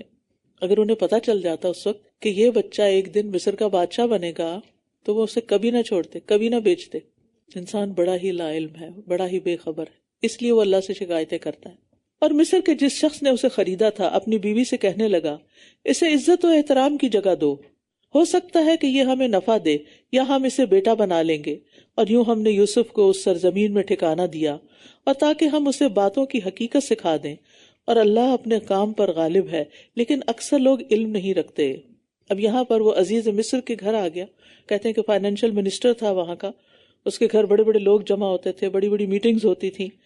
تو اللہ سبحانہ وتعالیٰ یوسف علیہ السلام کو چونکہ ایک بہت بڑی نعمت دینے والا تھا دنیا کے لحاظ سے بھی اور آخرت کے لحاظ سے، یعنی بادشاہت اور نبوت، تو اس کے لیے ان کو تیار کیا جا رہا ہے۔ فلسطین کے اس گاؤں میں ان کی یہ سب پرورش نہیں ہو سکتی تھی، وہ اس طرح تیار نہیں ہو سکتے تھے، تو ان کو ایک ایسے انفلوئنشل شخص کے گھر میں لا کے کام دیا گیا تاکہ وہ یہ سارا ماحول دیکھیں اور ان سب باتوں سے سیکھیں۔ اور جب وہ اپنی پوری جوانی کو پہنچا تو ہم نے اسے قوت فیصلہ اور علم عطا کیا، اور ہم نیکی کرنے والوں کو اسی طرح بدلہ دیا کرتے ہیں، محسنین کو ایسی ہی جزا ملتی ہے۔ سبحان اللہ، محسنین کو دنیا میں ہی کیسے کیسے بدلے مل جاتے ہیں۔ یعنی جہاں تک نور، علم اور حکمت دیے جانے کا تعلق ہے تو وہ ہر محسن کے لیے عام ہے، یہ چند لوگوں کے لیے نہیں۔ اگر آپ کو چاہیے تو پھر محسن بن جائیں، نیکی کرنے والے، لوگوں پہ احسان کرنے والے، خیر کے پیغام دینے والے۔ اور اس عورت نے جس کے گھر میں وہ تھا اسے اس کے نفس سے پھسلانا چاہا اور دروازے اچھی طرح بند کر لیے اور بولی یہاں آ جاؤ۔ اس نے کہا اللہ کی پناہ، بے شک وہ میرا مالک ہے جس نے مجھے عمدہ ٹھکانہ دیا ہے، بے شک ظالم لوگ فلاح نہیں پاتے. یعنی پہلے تو وہ اس کو لبھاتی رہی اور اپنی طرف مائل کرتی رہی، راودت ہو، اور پھر غلط کام کے لیے دعوت بھی دے دی، اور چونکہ یہ ان کے گھر میں رہتے تھے اس لیے انکار بھی بڑا مشکل تھا، لیکن اللہ کا ڈر بھی تھا، اللہ کی برہان دیکھی، اور پھر انہوں نے اپنے مالک سے خیانت نہیں کی. اور وہ عورت اس کا ارادہ کر ہی چکی تھی، اور وہ بھی اس کا ارادہ کر لیتا اگر اس نے اپنے رب کی برہان نہ دیکھ لی ہوتی. اسی طرح ہوا تاکہ ہم اس سے برائی اور بے حیائی کو پھیر دیں. بے شک وہ ہمارے چنے ہوئے بندوں میں سے تھا، مخلصین میں سے تھا. اخلاص جو ہے وہ شیطان کے غلبے سے روک دیتا ہے. اور وہ دونوں دروازے کی طرف دوڑے. یوسف علیہ السلام نے بچنے کے لیے دوڑ لگا دی، عورت بھی پیچھے آ گئی، اور اس عورت نے پیچھے سے اس کی قمیض پھاڑ ڈالی یعنی کھینچ کر، اور دونوں نے اس کے شوہر کو دروازے کے پاس پایا. کہنے لگی اس شخص کی کیا سزا ہو سکتی ہے جو تیری بیوی کے ساتھ برائی کا ارادہ کرے، سوائے اس کے کہ وہ قید کیا جائے یا کوئی دردناک سزا دیا جائے. اب تک بڑی محبت کے دعوے تھے، اب جو ہی شوہر سامنے آیا تو الزام لگا دیا. یہ محبت نہیں ہوتی، یہ لسٹ ہوتی ہے، شہوت ہوتی ہے. جو اصل محبت ہوتی ہے اس میں قربانی ہوتی ہے. یوسف بولا اسی نے مجھے میرے نفس سے پھسلانا چاہتا، یعنی اپنی صفائی پیش کی. اور اس عورت کے گھر والوں میں سے ایک گواہ نے گواہی دی کہ اگر اس کی قمیص سامنے سے پھاڑی گئی ہو تو عورت سچی ہے اور یہ جھوٹوں میں سے ہے. یعنی یوسف علیہ السلام سے بچنے کے لیے، اپنا بچاؤ کرنے کے لیے وہ پیچھے ہٹی تو اس کی قمیص پھٹ گئی. یعنی یوسف علیہ السلام اب تک سارے الزام اپنے خلاف سن رہے تھے، خاموش تھے، لیکن جب تہمت لگی تو اپنی صفائی پیش کی. اور اگر اس کی قمیص پیچھے سے پھاڑی گئی ہو تو عورت جھوٹی ہے اور یہ سچوں میں سے ہے. پھر جب اس نے اس کی قمیص کو پیچھے سے پھٹا ہوا دیکھا تو کہنے لگا بے شک یہ تم عورتوں کی چالوں میں سے ایک چال ہے، بے شک تمہاری چالیں بہت بڑی ہوتی ہیں. یہ کون کہہ رہا ہے؟ عزیز مصر. اے یوسف اس معاملے سے درگزر کرو، اور اے عورت تو اپنے گناہ کی معافی مانگ، بے شک تو ہی خطا کار تھی. اور شہر میں کچھ عورتیں کہنے لگیں کہ عزیز کی بیوی اپنے غلام کو اس کے نفس سے پھسلاتی ہے. اب یہ بات شہر میں مشہور ہو گئی اور الزام عورت پر ہی تھا. یقیناً اس کی محبت نے اسے فریفتہ کر لیا ہے، ہم تو اسے کھلی گمراہی میں دیکھتی ہیں. پھر جب اس عورت نے ان کی مکاری کے بارے میں سنا تو ان کی طرف پیغام بھیجا اور ان کے لیے مسندیں تیار کیں، اور ان میں سے ہر ایک کے ہاتھ میں ایک چھری دے دی، اور یوسف سے کہا ذرا ان کے سامنے نکل آ.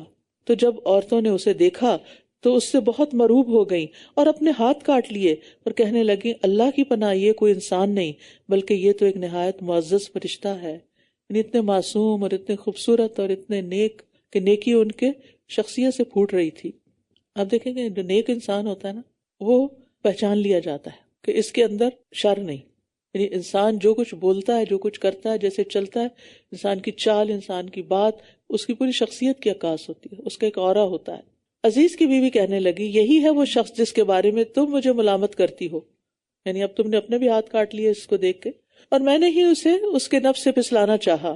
اب وہ پوری جرات کے ساتھ سب کے سامنے اقرار بھی کر رہی ہے، لیکن وہ بچ نکلا. اور اگر اس نے وہ نہ کیا جو میں اسے حکم دیتی ہوں تو ضرور وہ قید کیا جائے گا اور ضرور ہی وہ ذلیل ہوگا.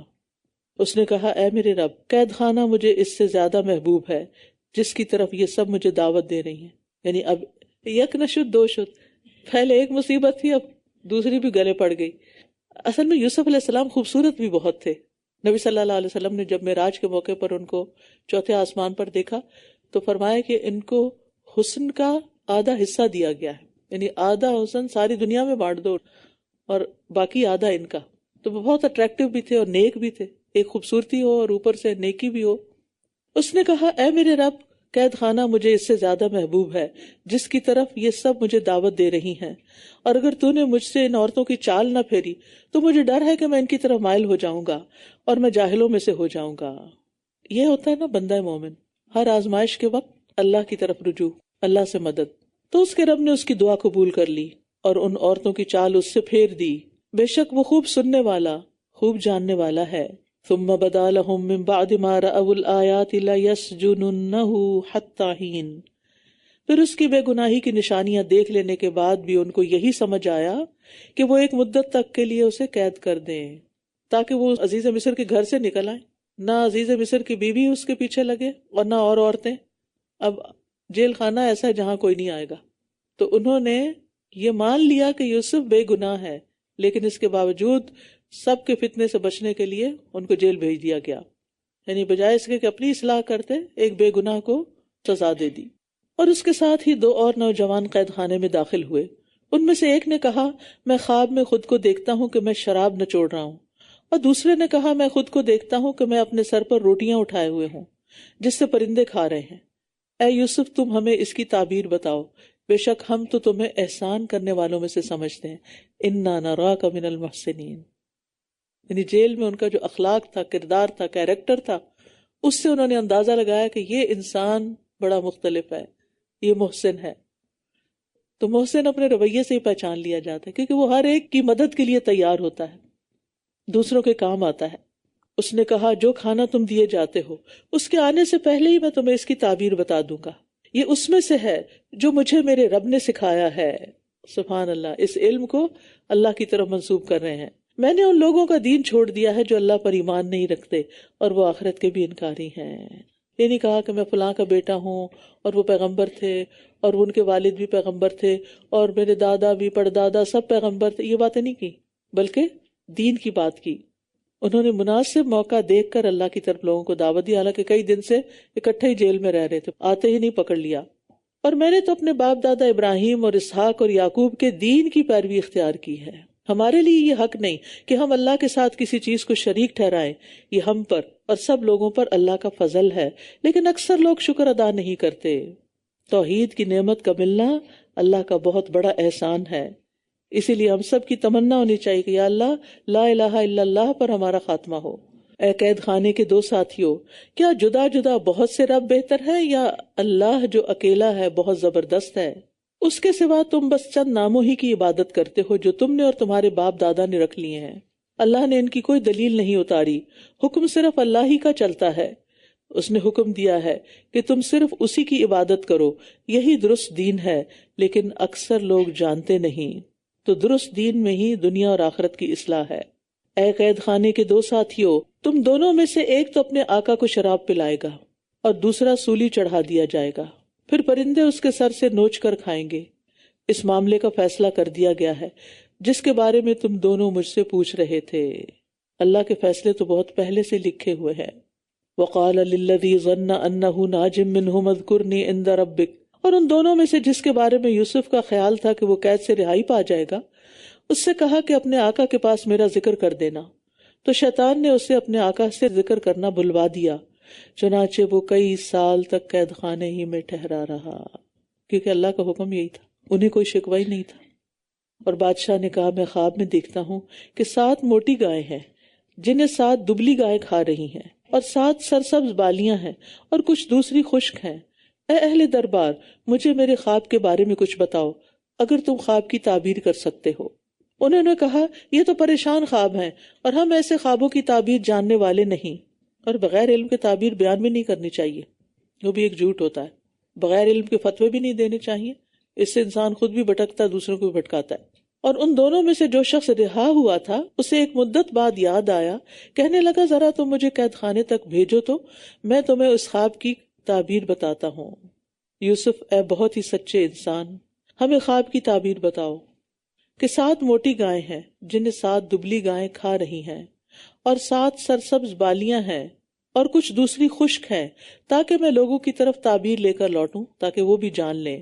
اس نے کہا تم 7 سال تک متواتر کھیتی باڑی کرو گے، سو جو تم کاٹو اسے اس کی بالیوں ہی میں چھوڑ دینا، سوائے اس قلیل مقدار کے جو تم کھاؤ گے۔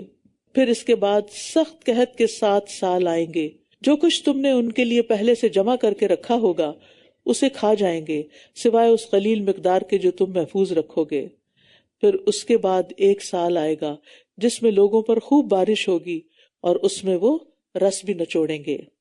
یوسف علیہ السلام کو اللہ نے علم سکھایا تھا، لہذا خواب سنتے ہی وہ فوراً گہرائی کو پہنچ گئے، تعبیر کو پہنچ گئے، اور انہوں نے موٹی تازہ 7 گایوں سے 7 سال مراد لیے جن میں خوب پیداوار ہوگی، اور 7 دبلی پتی گایوں کو اس کے برعکس لیا کہ جس میں خشک سالی ہوگی، قحط ہوگا۔ اور پھر قحط کے 7 سال جب گزر جائیں گے تو خوب بارش ہوگی جس کے نتیجے میں پیداوار ہوگی اور تم رس نچوڑو گے، جانوروں کے دودھ پیدا ہوں گے زیادہ۔ اب دیکھیے انبیاء کا حلم، ان کا اخلاق، اتنے سال قید خانے میں رہنے کے باوجود بھی وہ ان کی خیر خواہی کر رہے تھے اور اپنے علم سے ان کو فائدہ پہنچا رہے تھے اور ان کی دنیا کی اصلاح کر رہے تھے. جن لوگوں نے جیل میں بھیجا تھا انہی کو ضرورت پڑ گئی یوسف علیہ السلام کی، تو انہوں نے یہ نہیں کہا پہلے مجھے یہاں سے نکالو پھر میں بتاؤں گا، کچھ نہیں کہا. اور بادشاہ نے کہا اسے میرے پاس لاؤ. تو جب پیغمبر یوسف کے پاس آیا تو اس نے کہا اپنے آقا کی طرف لوٹ جاؤ اور اس سے پوچھو کہ ان عورتوں کا کیا حال ہے جنہوں نے اپنے ہاتھ کاٹ لیے تھے، بے شک میرا رب ان کی چال سے خوب واقف ہے. یعنی جب ساقی نے جا کر تعبیر بتائی تو بادشاہ نے کہا یوسف کو میرے پاس لے آؤ. پہچان گیا، جوہری کو ہی ہیرے کی پہچان ہوتی، ہر شخص نہیں پہچانتا کہ کس کے اندر کیا قابلیت ہے، کس سے کیا کام لیا جا سکتا ہے. اس سے علم کی فضیلت کا بھی پتہ چلتا ہے. کل میں بات کری تھی نا کہ سکلز کے بغیر آپ ترقی نہیں کر سکتے، علم کے بغیر آپ کسی کو فائدہ نہیں پہنچا سکتے. اگر آپ دوسروں کے فائدے کا بننا چاہتے ہیں، اگر دین میں بننا چاہتے ہیں تو دین کا علم حاصل کریں، دنیاوی لحاظ سے کسی کو فائدہ پہنچانا چاہتے ہیں تو دنیاوی لحاظ سے کچھ سیکھیں، ساری زندگی کچھ نہ کچھ سیکھتے رہیں. اور یہ دعا اپنی دعاؤں میں شامل کر لیں، رب زدنی علما، اللہ میرے علم کو زیادہ کر دے، مجھے علم میں آگے بڑھا. لوگ مال میں آگے بڑھنا چاہتے ہیں، شہرت میں آگے بڑھنا چاہتے ہیں، اللہ مجھے علم میں آگے بڑھا. زدنی زیادہ کر مجھے، یعنی بڑھا علم میں. سب لوگ چاہتے ہیں بہت خوبصورت ہو جائیں. حسن جو تھا وہ مصیبت کا باعث بنا اور علم رہائی کا باعث بنا. یہ بھی سیکھنے کا سبق ہے اس میں. جب دنیا میں یہ حال ہے تو آخرت میں علم نافع کی برکتیں کیا کیا ہوں گی. اس لیے عمر کے کسی بھی حصے میں ہے، دنیا سے جانے سے پہلے قرآن کو حرز جان بنا لے، اپنا ساتھی بنا لے اور اس کی باقاعدہ تعلیم حاصل کرے. اس نے کہا اے عورتو تمہارا کیا معاملہ تھا جب تم نے یوسف کو اس کے نفس سے پھسلانا چاہا تھا؟ وہ کہنے لگی اللہ کی پناہ، ہم اس میں کوئی برائی نہیں جانتی. گواہی دے دی. عزیز کی بیوی کہنے لگی اب تو حق ظاہر ہو گیا ہے، یعنی سبھی حق کی گواہی دے رہے ہیں. میں نے ہی اسے اس کے نفس سے پھسلانا چاہا تھا اور بے شک وہ سچوں میں سے ہے. ذالک لیعلم انی لم اخنہ بالغیب وان اللہ لا یہدی کید الخائنین. یہ اس لیے تاکہ عزیز جان لے کہ میں نے اس کی عدم موجودگی میں اس سے خیانت نہیں کی تھی، اور بے شک اللہ خیانت کرنے والوں کی چال کو کامیابی کی راہ نہیں دکھاتا. تو یہاں پر آپ دیکھیں کہ یوسف علیہ السلام کی برات ہو گئی. یعنی جیل خانے میں کیوں بھیجا تھا مجھے؟ ایک الزام کے ساتھ، تو نکلنے سے پہلے اس الزام کو صاف کیا جائے. تو بہرحال اللہ سبحانہ وتعالیٰ اپنے بندوں کے ساتھ ہے اور وہ جسے چاہتا ہے اپنی رحمت سے نواز دیتا ہے. تو انشاءاللہ باقی قصہ کل انشاءاللہ. وآخر دعوانا ان الحمد للہ رب العالمین. سبحانک اللہم وبحمدک اشہد ان لا الہ الا انت استغفرک واتوب الیک. السلام علیکم ورحمۃ اللہ وبرکاتہ.